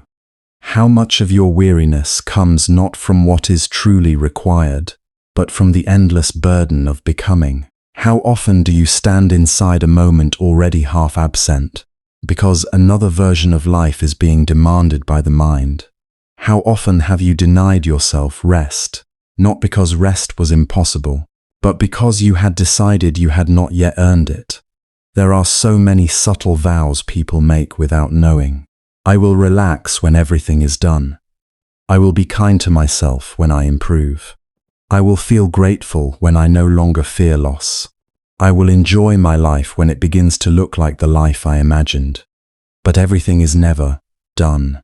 Improvement never seals the heart against insecurity. Gratitude is not born from perfect safety. And the imagined life, when worshipped too long, becomes a cruel idol. It asks for all your attention and gives nothing back but dissatisfaction. The quieter path is not glamorous, yet it is merciful. It says, eat what is here with awareness. Do the work that is yours without turning it into a verdict on your worth. Let this evening be an evening. Let this breath be a breath. Let your tiredness be tended, not shamed. Let your joy, however small, arrive without being cross-examined. Let enough be enough, at least for now. In that for now, a great spaciousness opens. Not because every problem is solved, but because the soul is no longer exiled from the present. One need not own much to know this richness. One need not be certain. One need not be admired. To inhabit one's life with contentment is a form of wealth the comparing mind can scarcely understand. It is the wealth of being here, fully enough to receive what is given and release what cannot be held. And as the night grows deeper, the story turns from lesson into blessing. The farmer has not become a different man in the dramatic way stories sometimes pretend. His hands are still rough. His back still remembers years of bending. Tomorrow will still ask for effort. The earth will still need tending, and weather will still keep its own counsel. Yet something quiet has changed within him, and because it is quiet, it is trustworthy. It does not flash like pride. It does not shout like fear. It settles instead the way evening dew settles on low grass, almost unnoticed, until the whole field begins to shine. He sits now beneath the patient sky, and if anyone were to pass by, they might see nothing remarkable at all.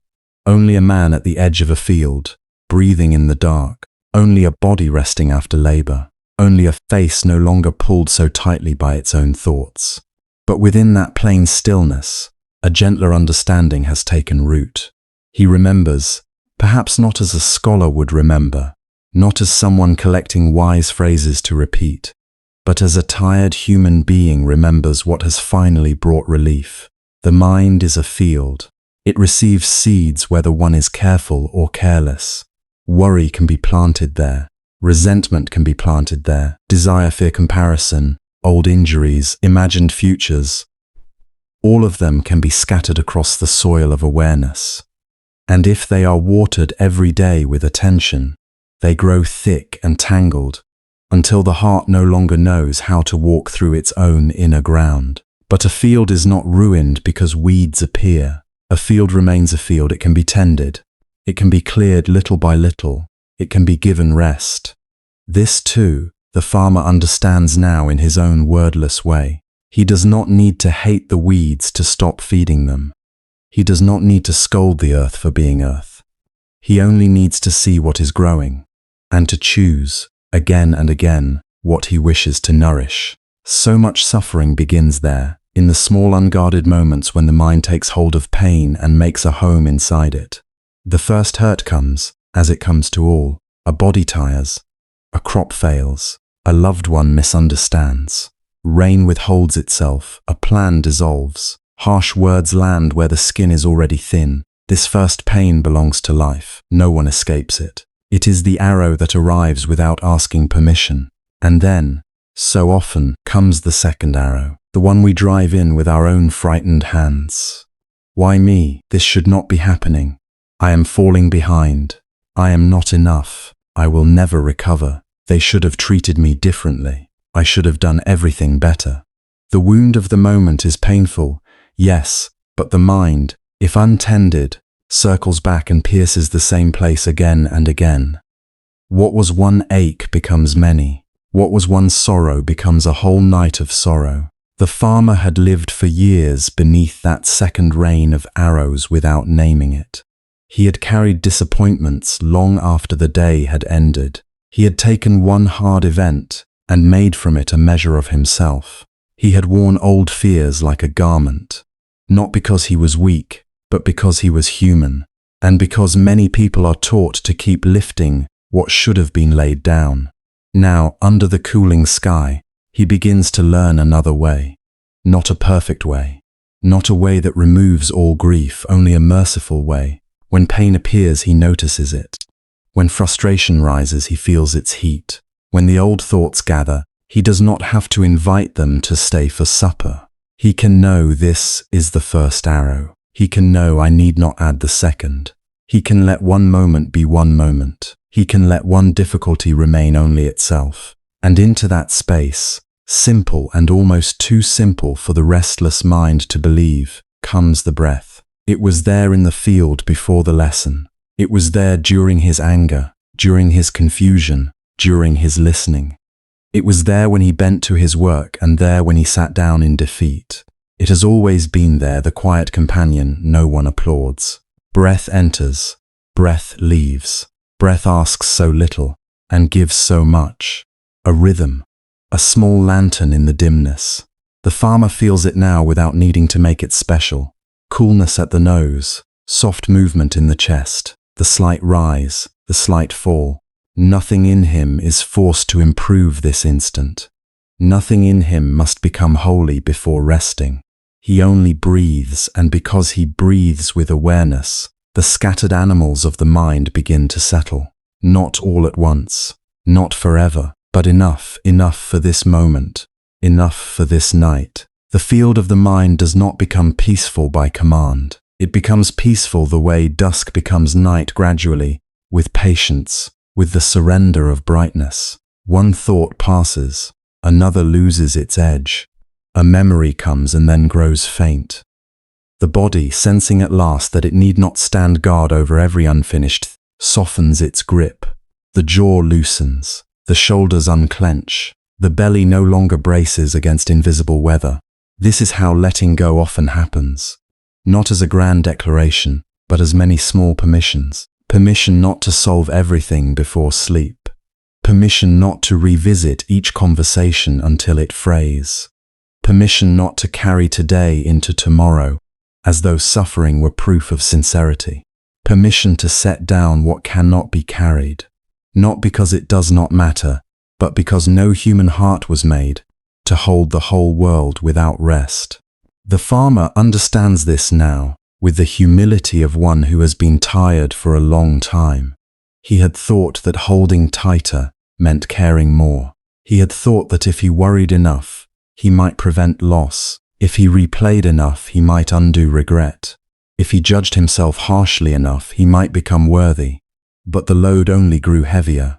The sack was invisible, yet it bent his spirit all the same.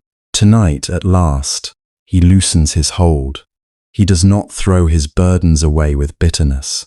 He does not deny them. He simply stops pressing them against his chest. He sets them beside him like tools no longer needed after sundown. Here is the fear of not being enough. Here is the old grief. Here is the argument he could not win. Here is the future he cannot yet know. Here is the labor still waiting for morning. He lets each one rest outside the doorway of this hour. And night, kind night, receives what he cannot hold. The earth beneath him is resting too.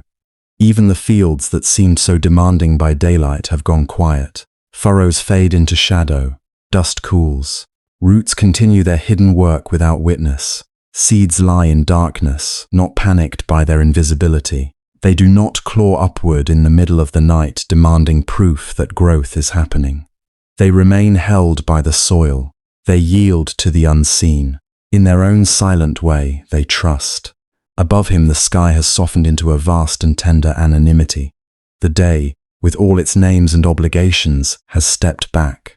In darkness, distinctions blur. The wealthy roof and the humble roof are covered by the same night. The praised face and the forgotten face are equally veiled. The world no longer asks who has won. It only breathes. It only dims. It only gathers every weary creature into a gentler belonging. Perhaps this is one of the hidden mercies of night. It releases us from being someone for a while. Not forever, not in any final sense, but enough. Enough to stop performing. Enough to stop explaining. Enough to stop carrying the long account book of self. In the dark, one can simply be a living being among other living beings. A tired heart. A breathing body. A mind learning slowly to unclench. And if the farmer can learn this, then the lesson feels less like a distant teaching and more like a lamp placed low enough for ordinary hands to reach. He was not spared hardship before understanding. He was not born already peaceful. He was shaped by weather, by effort, by disappointment, by hope. He knows what it is to tense against life. He knows what it is to drag yesterday into today, which means his softening matters, which means his quiet change belongs not just to saints and sages, but to anyone who has lain awake beneath the weight of their own mind. So the lesson becomes simpler as the night deepens. Tend the field you can tend. Notice what has taken root. Feed what is gentle. Do not sharpen every pain into a weapon against yourself. When the first arrow comes, meet it with honesty. When the second waits in your own hand, you may choose not to lift it. Return, when you can, to the breath. Return to this inhaling, this exhaling, this faithful rise and fall. And when a burden offers no handle, when a thought cannot hold in darkness, let it rest where it is. Let the night carry what the mind cannot. Again and again, the wisdom returns in smaller waves. The mind is a field. The mind is a field. What grows if there, grows by attention. Pain is one arrow. Do not offer yourself another. The breath is here. What cannot be carried may be set down. What cannot be carried may be set down. There is no harshness in this repetition. It is the repetition of oars dipping into calm water, the repetition of crickets in the grass, the repetition of distant leaves stirring under a cooler wind. It does not demand, it soothes. It gives the heart something steady to lean against, while the thinking mind grows less insistent. Perhaps, somewhere inside yourself, you can feel the echo of the farmer's release. Not as an instruction, not as pressure, only as a possibility. The day has been what it has been. It may have held effort, misunderstanding, small griefs no one saw. It may have left behind unfinished tasks, unanswered questions, feelings that did not fully settle. And still, there is this hour. This quieter hour in which not everything must be carried across the threshold. Some things may remain for morning. Morning has hands for them. Morning has light, but night has another purpose. Night is not careless. Night is compassionate. It asks less of you. It does not require clarity from every confusion. It does not insist that every knot be untied before rest. It offers darkness not as emptiness, but as shelter. The farmer sits within that shelter now, and little by little his body believes it. Little by little, the part of him that was always preparing for the next blow begins to stand down. Little by little, he becomes only a man breathing under stars, held by earth, cooled by air, no longer arguing with what this moment is.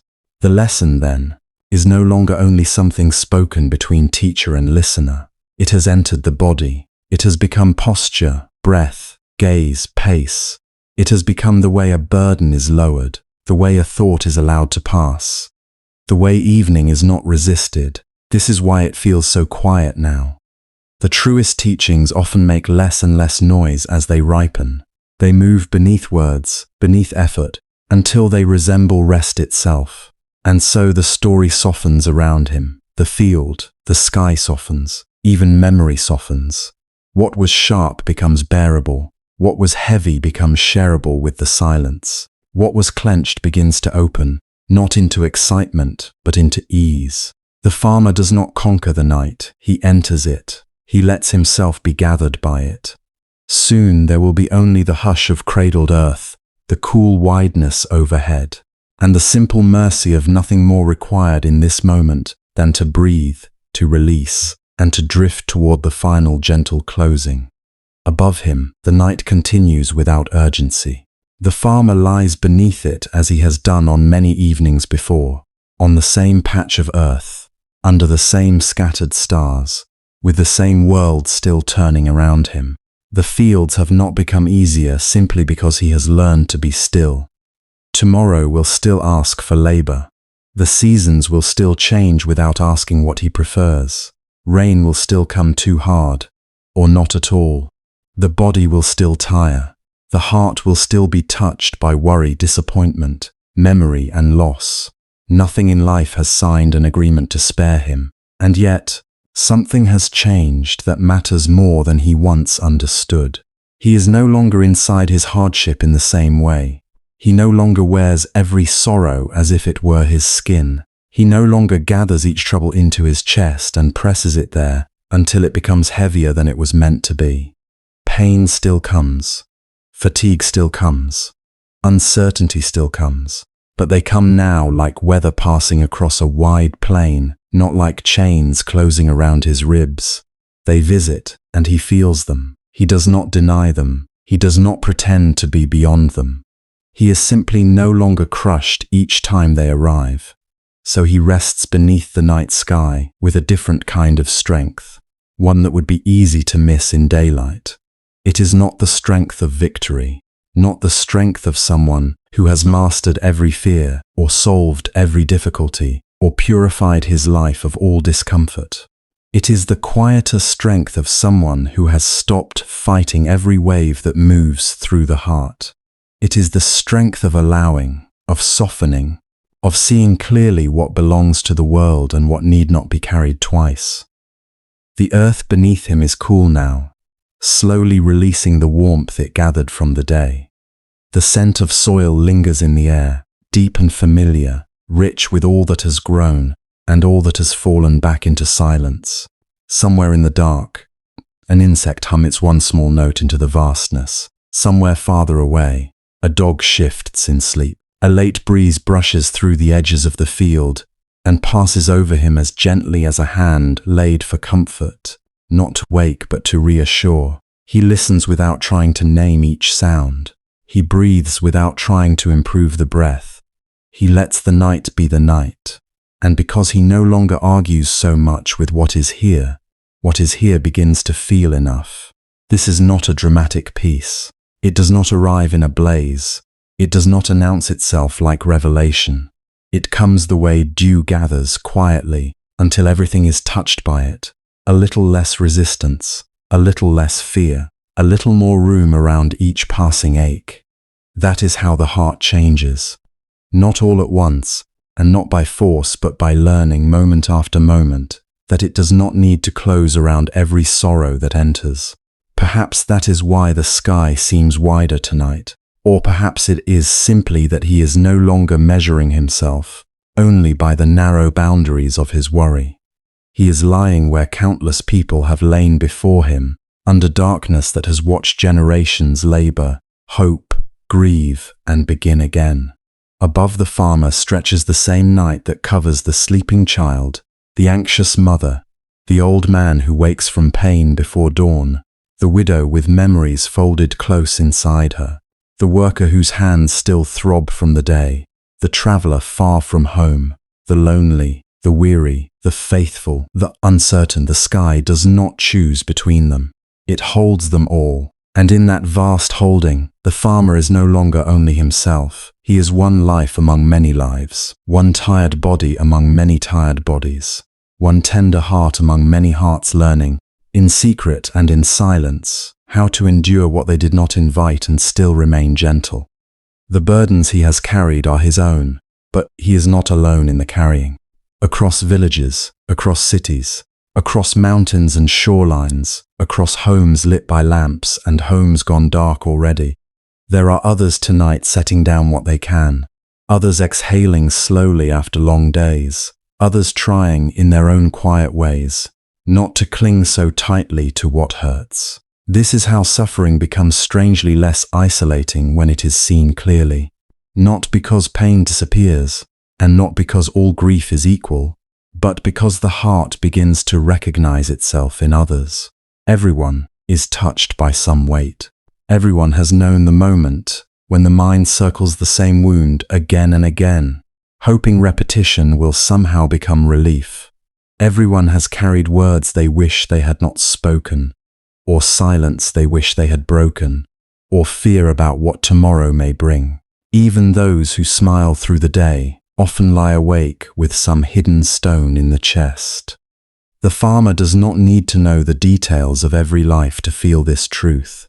He only needs to lie still enough to sense it. The night is full of unseen tenderness, full of people surviving things no one else can see, full of ordinary courage so quiet it passes for routine. A meal cooked while grieving, a field tended while afraid, a child comforted while exhausted, a prayer whispered with no certainty of answer, a breath taken even when the heart feels crowded. This too is humanity, this too is dignity.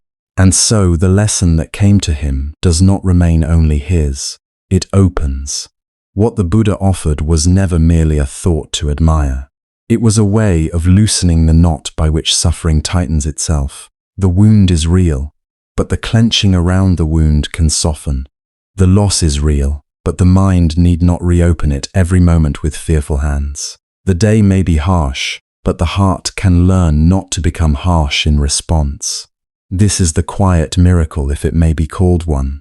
Not that life stops being difficult, but that difficulty need not occupy every chamber of the soul. The farmer understands this now not as an idea, but as a living truth. He has felt the cost of holding too tightly.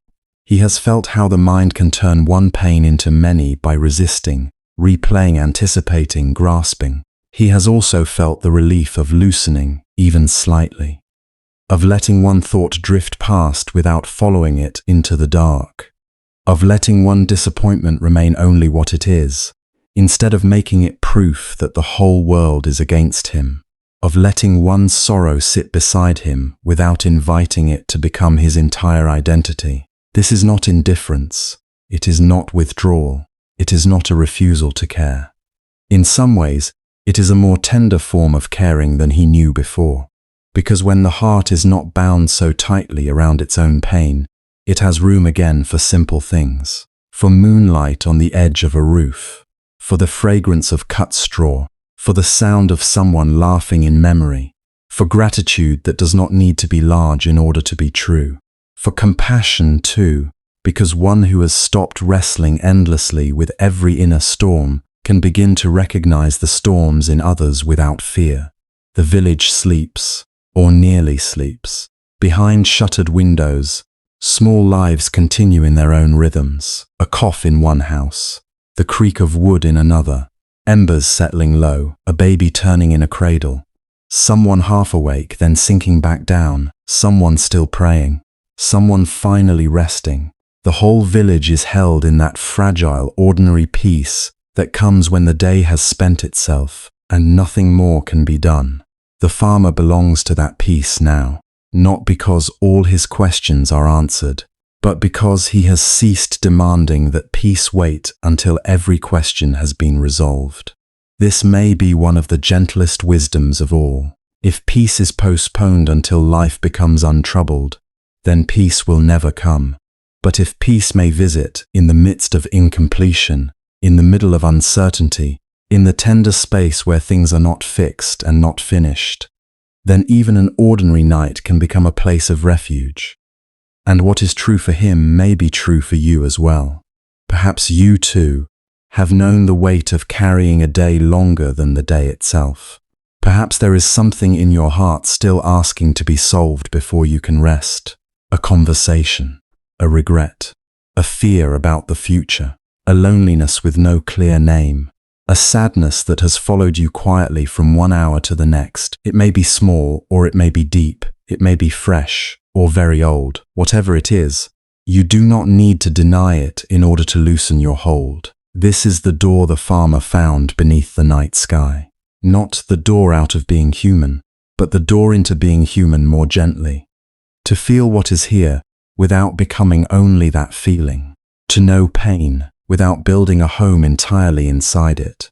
To meet the mind's unrest and still let the breath move slowly through the body.